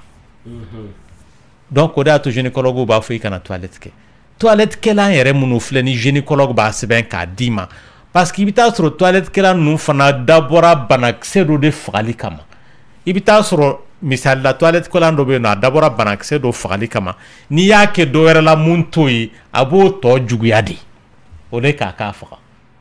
c'est pourquoi dɔgɔtɔrɔ analyse kɔfɛ a b'a f'i ye bon nin toilette kɛlan nin utiliser mais n'a wagati tɛmɛna i b'a jɔ n'o tɛ toilette kɛlan farikolo yɛrɛ de b'o dilan a ma se i ka dɔ wɛrɛ utiliser voilà et puis mɔgɔw fana hakili la ko n'u ye toilette in kɛ o de b'u kasa ja o yɛrɛ de b'u kasa goya oui parce que banakisɛw minnu bɛ yen nɔ olu bɛ fɛn dɔw de dilan i bɛ hakɛ to vagin kɔnɔna la réaction chimique dɔw de bɛ kɛ c'est comme nugu kɔnɔna la banakisɛw de bɛ nugu kɔnɔ pour que ka dumuni ninnu bayɛlɛma donc ɲɛfɛla la minnu bɛ yen nɔ olu tɛ kasa goma ye koyi i bɛ hakɛ to musoya yɛrɛ kasa bɛ yen au contraire o kasa in yɛrɛ ka di yɛrɛ o yɛrɛ de bi a to cɛ yɛrɛ bi k'i fɛ o b'i nɛgɛ don a la c'est une odeur naturelle a bɛ n'a fɔ maa n'i den odeur i ni muso odeur ainsi de suite maintenant ni e mana o banakisɛ ninnu faga olu bi kasa mun kan ka kɛ a kasa in bi bayɛlɛma ka kɛ kasa juguman ye a bɛ se ka kɛ sɛfan toli kasa ye ou bien ni plâtre bi mɔgɔ la ou bien joli dɔ bi mɔgɔ la ou bien nɛn kasa donc o de bɛ kɛ a tigi la o kɔrɔ ye infection bi a tigi la parce que banakisɛ jugumanw de nana sisan nɔ olu bɛ k'o dilan voilà. ala ka dɛmɛ kɛ nɛgɛjuru ye 21 foni fu 11 donc dɔgɔtɔrɔ o kɔrɔ de k'a fɔ musow ka toilette intime ko k'a dabila bien sûr mais la preuve avec de l'eau plate seulement l'eau simple c'est tout l'eau simple la preuve est là n ka banabaatɔ tulo bɛ n na mɔgɔ si tɛ se k'a fɔ n ye k'i nana ko ne ye fɛnkɛ in sɛbɛn k'a d'i ma infection la n bɛ furakisɛw sɛbɛn ka ovule sɛbɛn mais k'a fɔ nin solution in ta jamais ne m'o sɛbɛn infection na fɔlɔ n'i y'a ye n ye solution in sɛbɛn i bɛ taa sɔrɔ joli de b'a tigi la parce que safunɛ don pour que banakisɛw kana don joli ou bien musow minnu bɛ jigin i y'a dɔn jiginni kɔfɛ joli mun bɛ kɛ musow la voilà a bɛ faamu yɛrɛ tilenna allo allo oui kuma b'i bolo tɔɔrɔ si tɛ ne ye fɔ an ka an ka opération da dɔ de bɛ ne la quoi n m'a faamu dɛ ko opération da dɔ de b'ale la wagati la hernie de b'i la wa ayi n ka opération kɛ ka ban mais a nɔ bɛ to ka a yɔrɔ bɛ to ka kuru toujours quoi n'a bɛ kuru toujours a bɛ kuru hali bi fo ka mankan bɔ i bɛ segin ka taa dɔgɔtɔrɔso la a ka lajɛ n'o y'a sɔrɔ hernie in kɛnɛyara wala a seginna ka na wala ni ko wɛrɛ don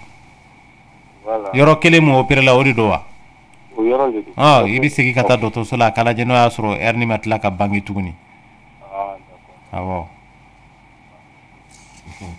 i ni ce weleli la an bɛ mɔgɔ laban ta dɔgɔtɔrɔ wagati korona yɛrɛ tilenna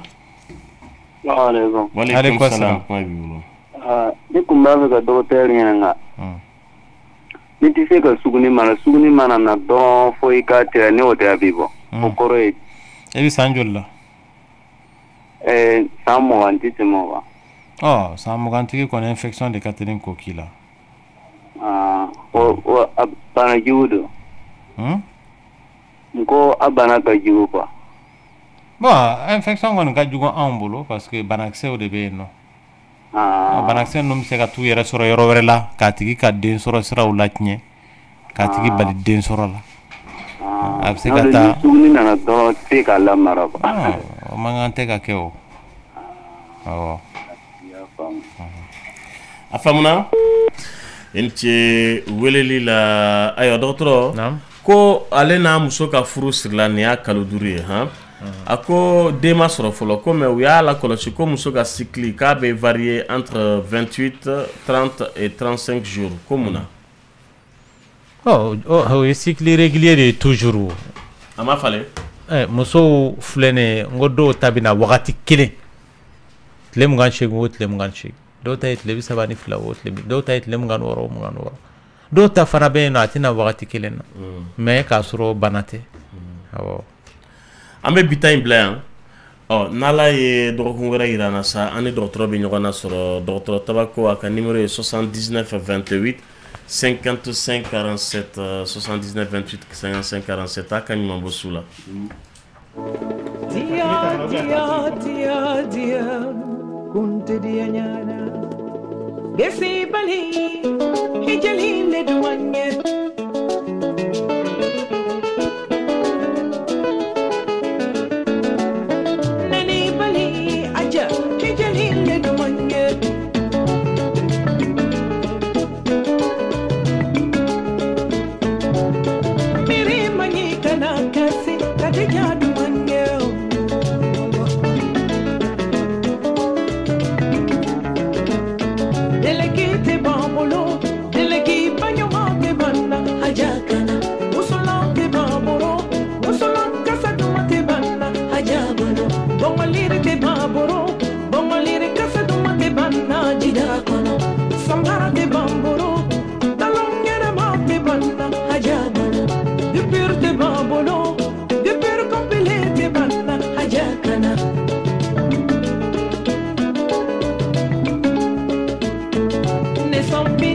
Ni son